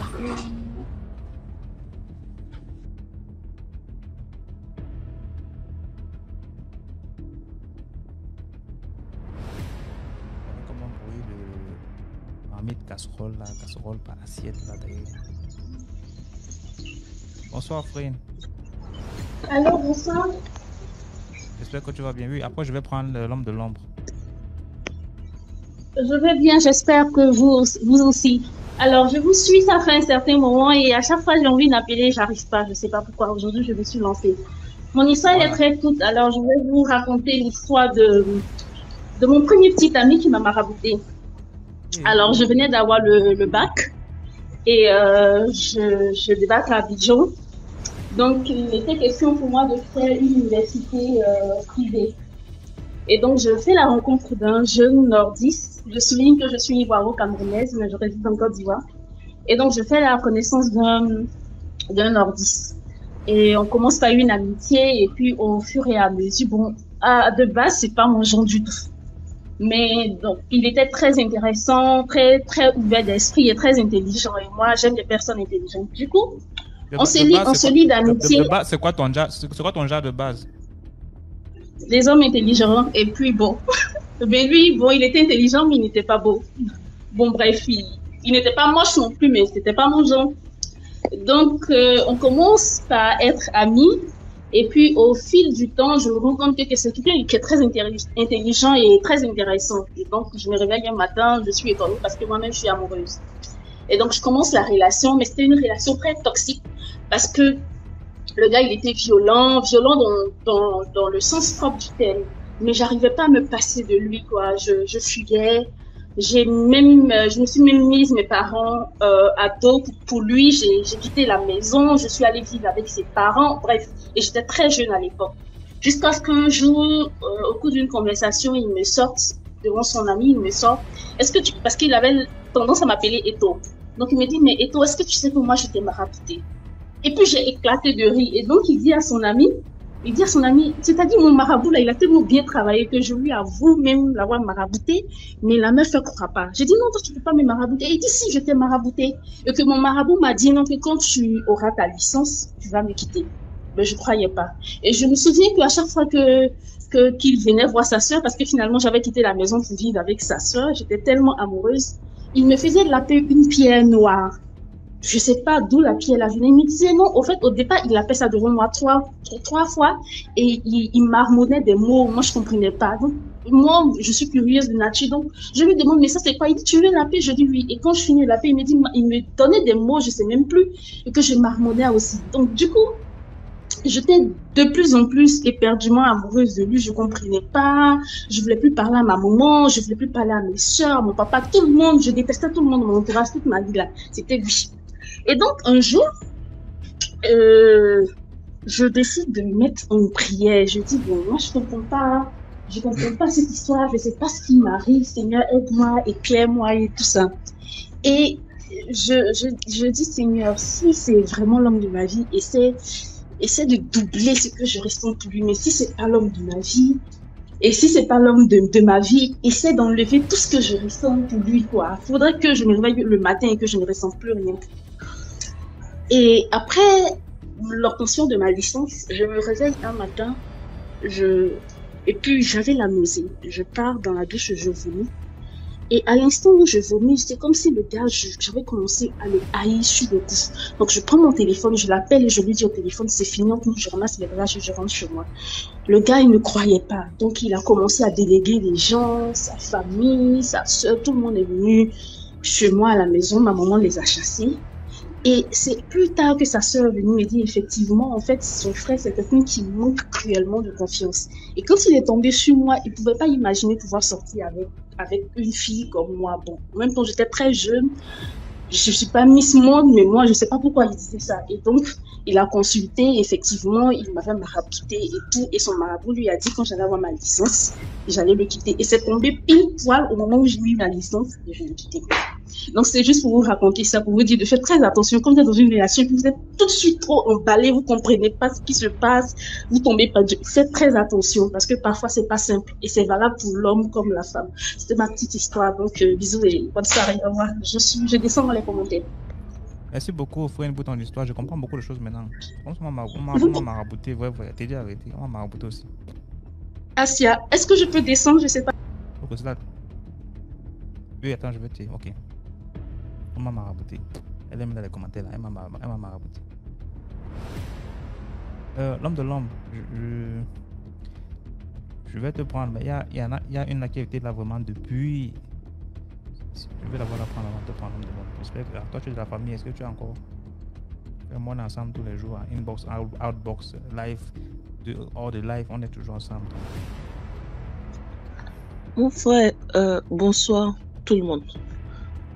Au fait, l'histoire, j'aimerais expliquer un truc. Au fait, l'histoire, c'est arrivé. Au fait, j'étais dans un village. Au fait, je sais pas, à l'ouest. Au fait, comme toi, chérie, je viens. D'accord, couche-toi, papa, il vient. Couche-toi, s'il te plaît. Je finis, je te prends. C'est bon, couche-toi, bébé, couche-toi.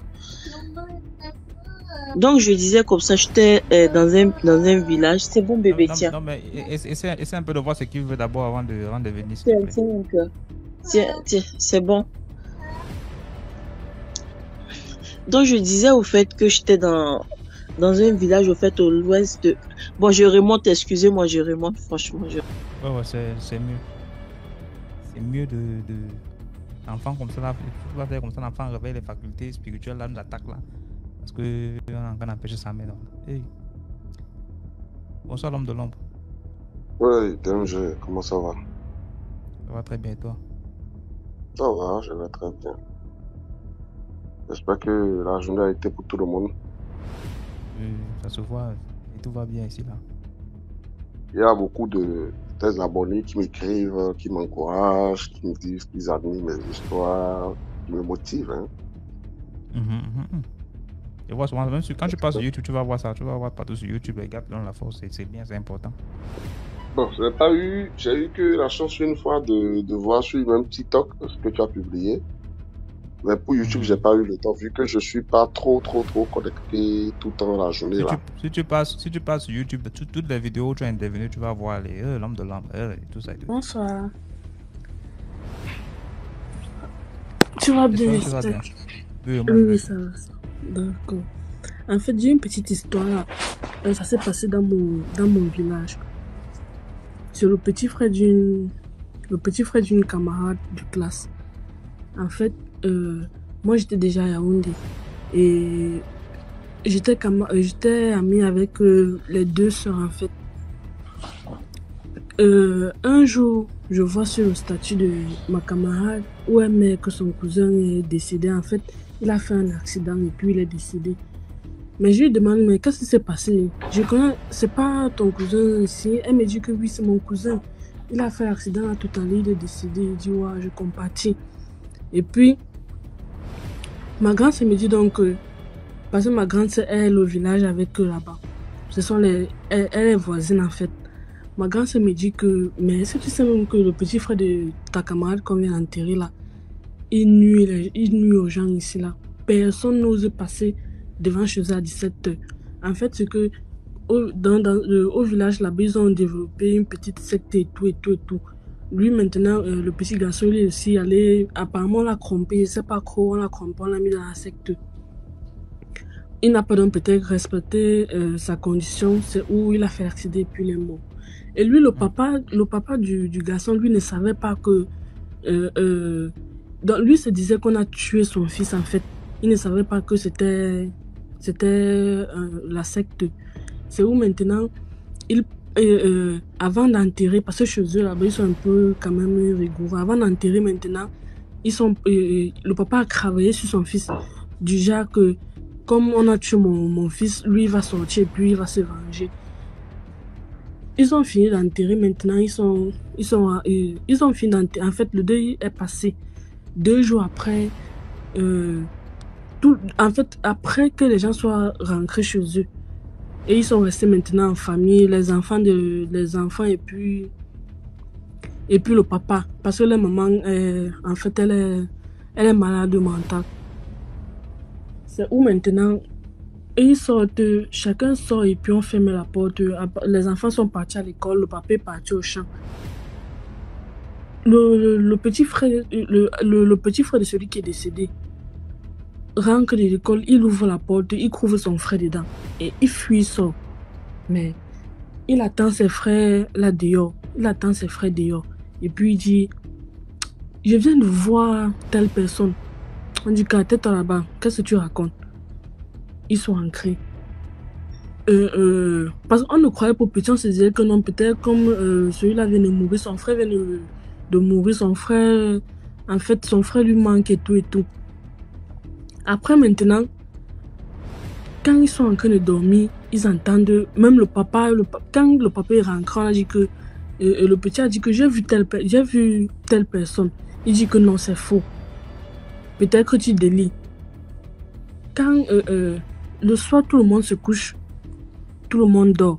Il dit que il entend la voix de son fils.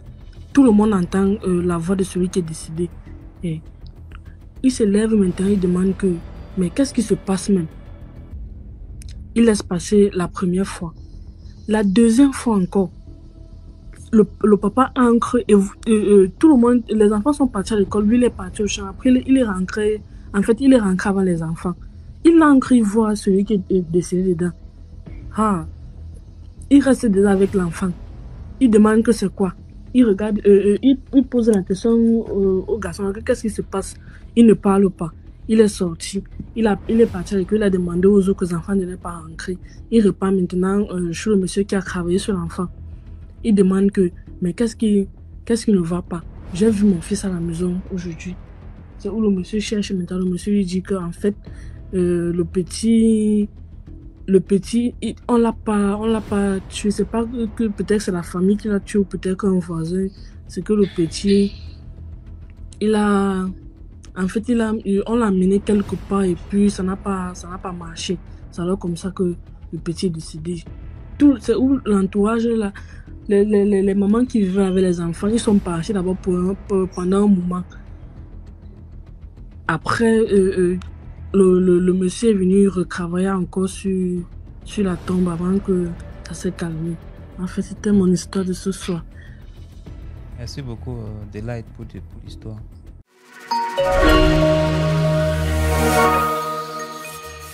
J'entends cette histoire-là.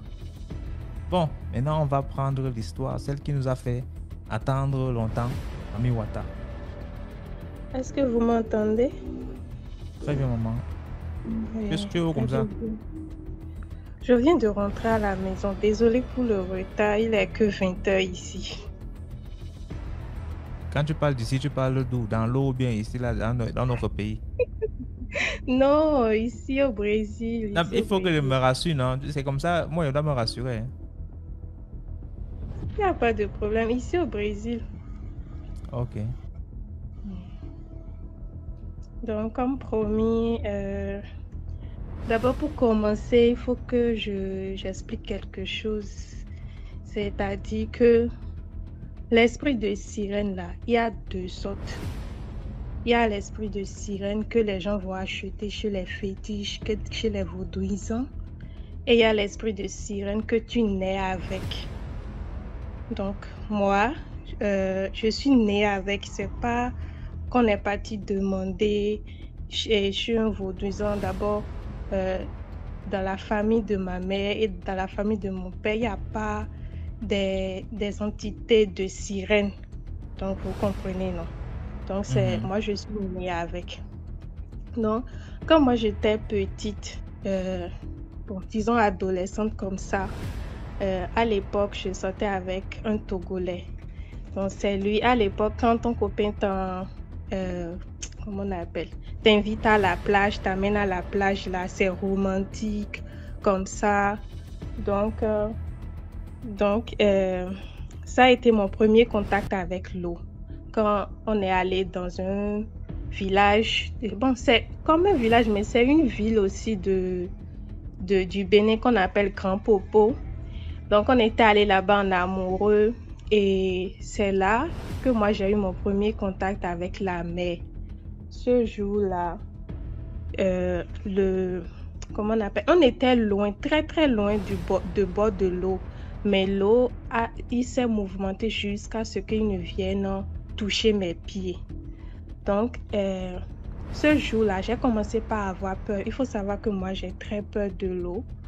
Donc, j'ai eu peur ce jour-là. Je lui ai dit, écoute, on n'a qu'à rentrer à la maison.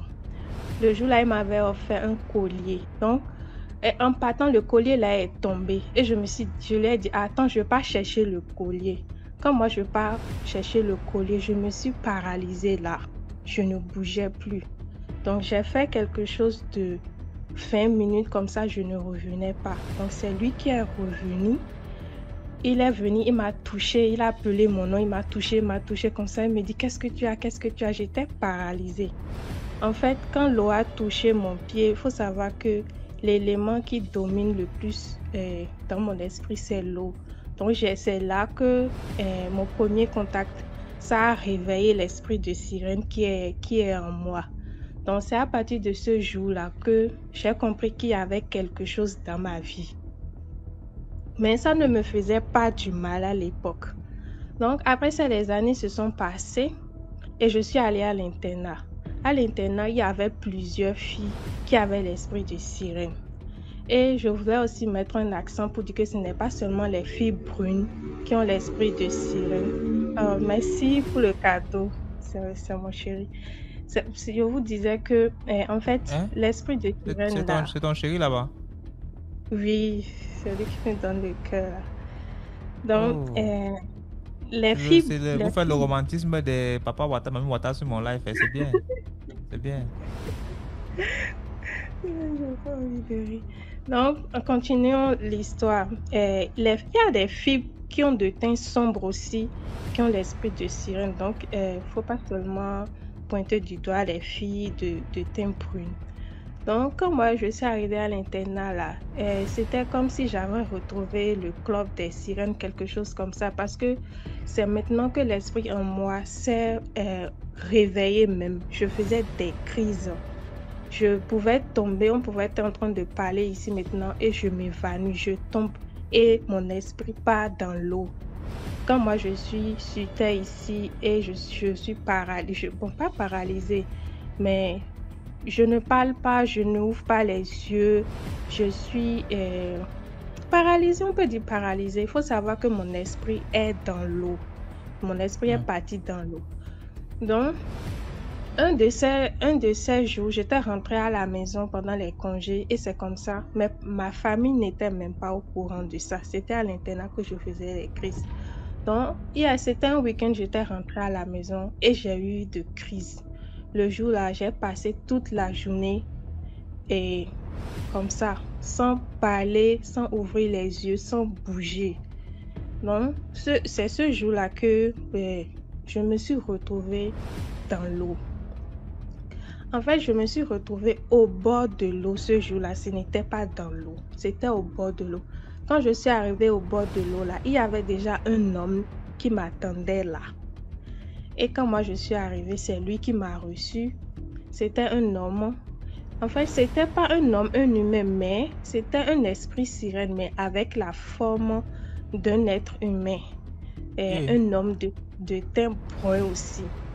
Donc, il avait porté de tout blanc. Et moi, j'avais noué un paille au niveau des seins parce que j'étais déjà adolescente.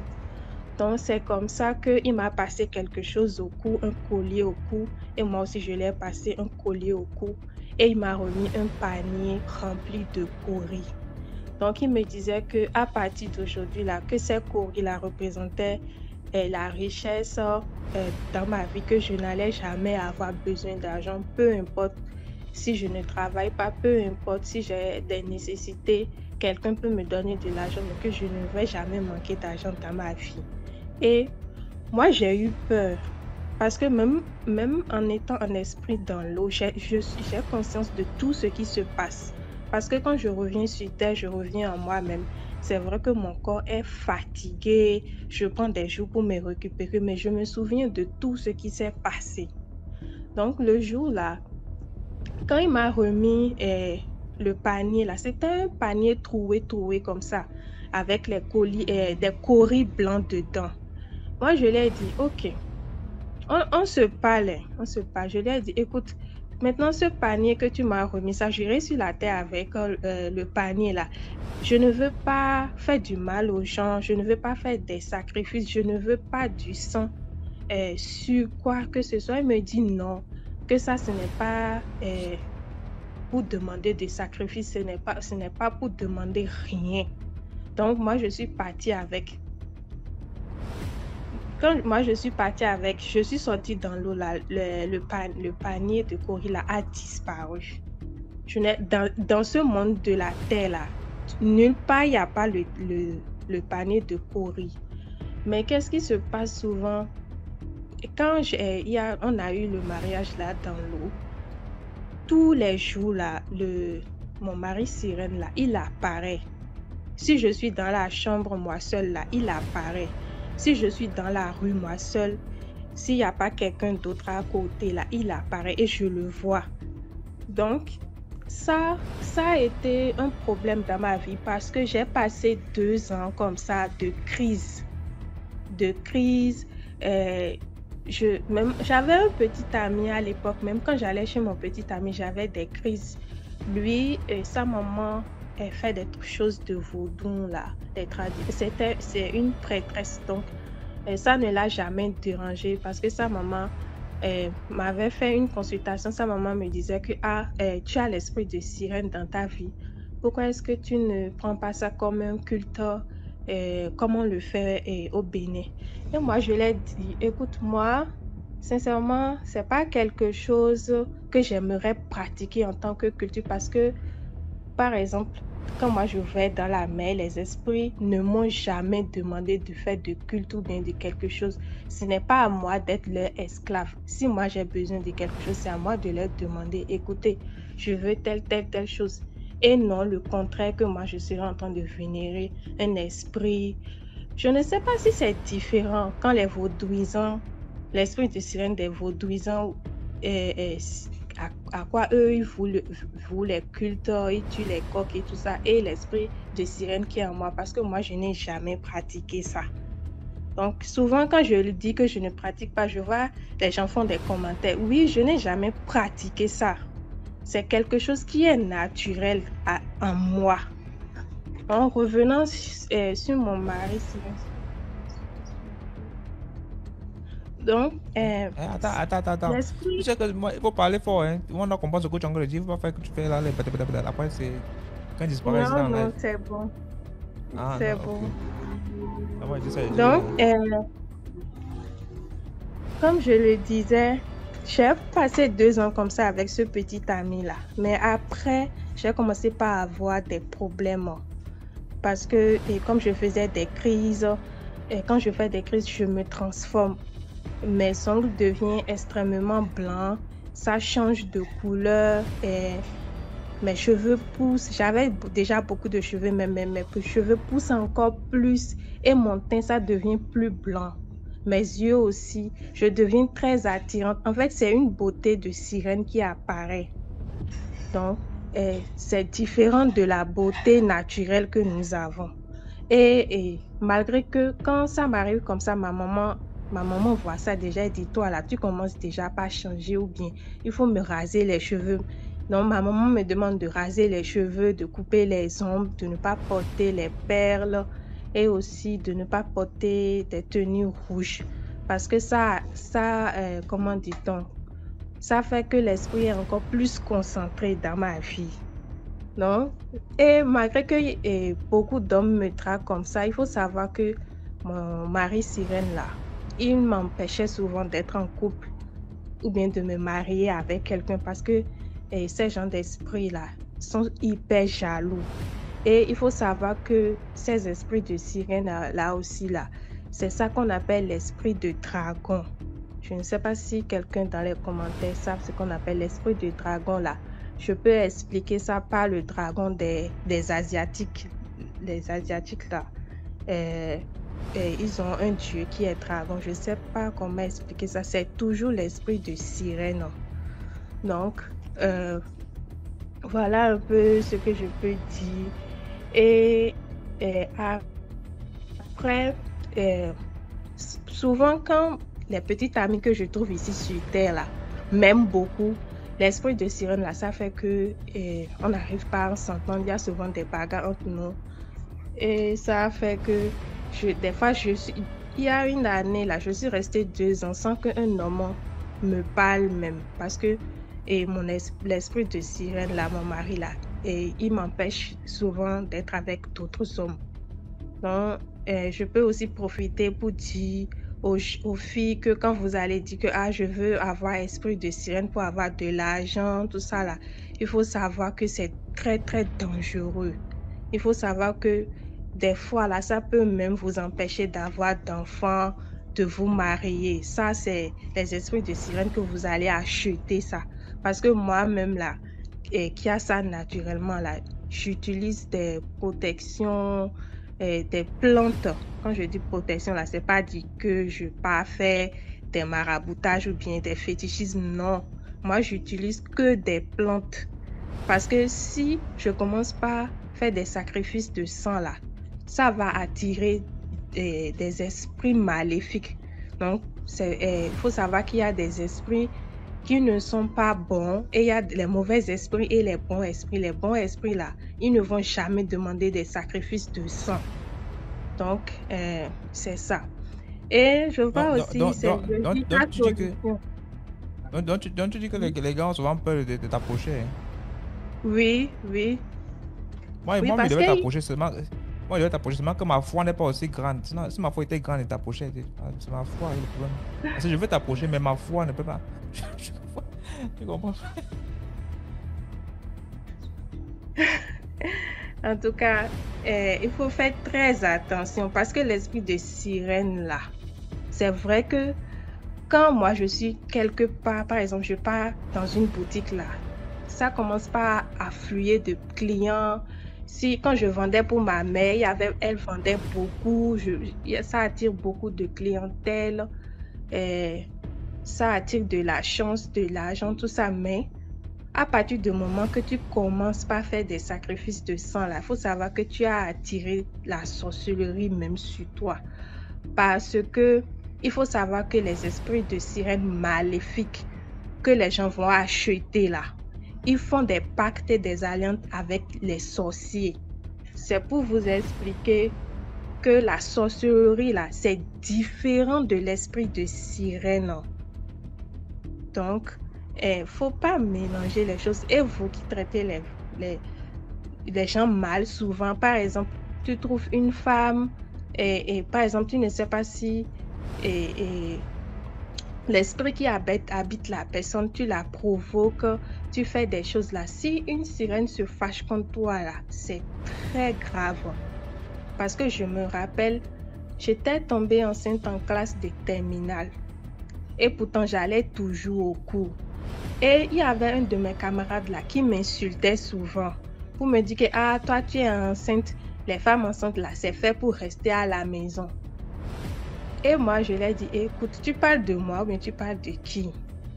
Et je me suis énervée contre lui. Jusqu'à aujourd'hui, là, il n'a pas eu le bac. Pourtant, moi, j'ai déjà eu le bac et j'ai eu la mention, j'ai voyagé. Pourtant, lui, il est encore là.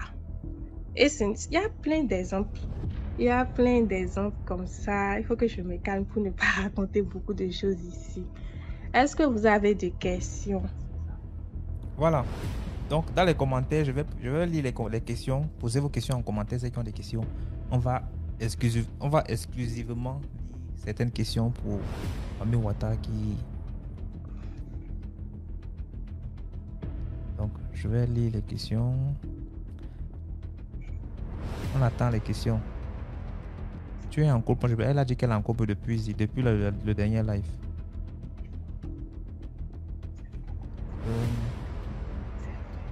Pourquoi tu ne cherches pas à t'en débarrasser? La question de charme intense. Pourquoi je ne... Tu ne cherches pas à retirer l'esprit de sirène dans toi? C'est quelque chose que je suis née avec. C'est pas quelque chose que je peux retirer ça de ma vie. Ce que je peux faire là, c'est minimiser les dégâts. Par exemple, mon mari sirène qui m'empêche de me marier, d'avoir une vie terrestre normale là. Il y a des encens que j'utilise, des prières que je fais. Ce n'est pas les prières de Jésus, je précise. Il y a les prières que je fais au nom de mes ancêtres pour le bloquer, pour diminuer cette alliance, parce que c'est une alliance entre lui et moi. Donc, je n'ai pas besoin de m'en débarrasser parce que c'est pas quelque chose que je peux retirer de ma vie, mais je peux quand même anéantir le côté négatif. Donc, s'il te plaît, mets l'homme de l'ombre en Dieu. C'est pas un débat. Hein. On a encore de l'interviewer, donc posez simplement vos questions. On va pas appeler quelqu'un, un spécialiste en esprit qui va venir lui dire comment il doit vivre sa vie. Tout ce qu'on veut, c'est des questions. Demande, est-ce que tu fais de la voyance pour les gens? Oui, j'ai le don de voyance et ça, c'est depuis l'enfance même, parce que c'est quelque chose que je suis dans la famille de mon père là. On a l'héritage de voyance. Donc c'est déjà quelque chose que j'avais même avant que je ne découvre que j'ai l'esprit de sirène. Donc oui, je fais la voyance pour les gens. Une demande dans l'eau là, dans l'eau, les esprits, ils ont quelle forme? La fois passée, j'avais répondu à cette question. J'ai dit que les sirènes sont... Il n'y a pas seulement que les formes de poissons, qu'il y a différentes sortes et que les sirènes sont souvent en famille. Genre, il y a les sirènes papa, maman, enfant et grands-parents, tout ça là. Mais maintenant, je ne peux pas dire truc là, expliquer en détail là, non. Il y a quelqu'un qui me demande si mon mec m'a accepté tel ainsi. Oui, il m'a accepté tel que je suis. Il va faire comment? Et tu as dit que lui-même il est compliqué. Il est aussi compliqué, non? Oui, c'est un Haïtien. Pour ceux qui ne connaissent pas l'histoire des Haïtiens, il faut savoir que c'est grâce au pouvoir mystique de l'Afrique que les Haïtiens ont battu les Blancs pour avoir leur indépendance, donc c'est dans leur sang. C'est pas quelque chose qui peut le faire peur. En tout cas, moi je confirme parce que son gars est à côté là, en train d'écouter tout ce que j'ai là. Et que si c'était un gars comme moi, c'est que depuis là, la relation est finie depuis. Parce que ma foi, parce que je veux bien continuer, mais ma foi ne me permet pas de continuer la garder la relation. On t'attaque souvent pendant que tu es dans l'eau. Non, je n'ai jamais reçu d'attaque. Au contraire. Donc, voilà. Merci beaucoup, Mami Wata, pour tes explications. Ceux qui ont plus de questions, s'il vous plaît, abonnez-vous au compte de Mami Wata. Posez vos questions inbox. Vous aurez sûrement vos réponses. Je pense que c'est quelqu'un d'assez ouvert, va vous dire tout ce que vous voulez. Les garçons qui cherchent l'argent là, c'est pas sur moi, ma page que vous allez venir devenir milliardaire à travers Mami Wata. C'est en inbox que vous allez gérer vos trucs. Moi, je ne suis pas responsable de quoi que ce soit. J'écoute seulement les histoires avec vous. Donc voilà. Mais sinon, merci beaucoup de partager ton savoir avec nous. C'est toujours un plaisir de t'avoir sur notre plateau. Il y a plateau. La télé, on a le standard de télé maintenant que le plateau. Plateau d'arachide ou l'arachide, j'ai même faim. Tu me salues ton copain, Papa Wata. Je sais qu'il m'écoute. Salut. Donc, tu fais les cadeaux seulement à ta copine. Hein. Dans le cas où elle monte en live, tu envoies le gros cœur et dit hey, vraiment, hein, la discrimination. C'est pas que sur nous. Hein. N'importe le racisme, pas que sur nous. Hein. Non, il va t'envoyer des cadeaux. Il n'est pas comme ça, il est très gentil. Mais pas les cadeaux de notre monde, pas l'autre monde, pardon. Il faut que je précise. Maintenant, c'est à toi, il a donné des cadeaux même. TMJ. Hein? C'est à toi, il t'a donné des cadeaux. C'est sans les cadeaux de quel monde? Parce qu'il faut préciser, sinon il va renvoyer ça. C'est quel? Le monde de TikTok.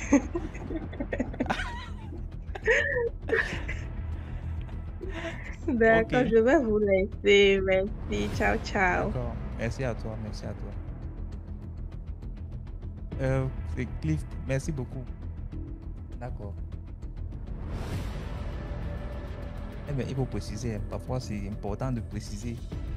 On ne prend pas tout dans la vie. Dans la vie, il faut choisir.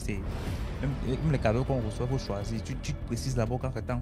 J'espère que je ne vais pas te voir dans mes rêves à venir me demander que il faut préciser ça. Quand tu donnes quelque chose, tu dis ok, j'espère que ta bière c'est là. Je ne veux pas te rembourser quelque chose après. Tu dois dire oui avant que vous buvez la bière. Tu vas seulement boire une bière. Tu vas voir que le lendemain, il vient dans tes rêves là. Give me my beer, give me.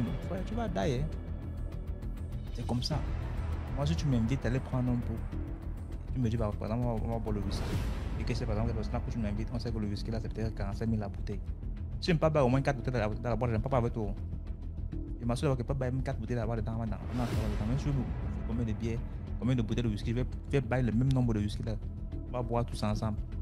Tu vas pas aller me vendre seul, mon ami. On va tous mourir. On va se vendre. Hey!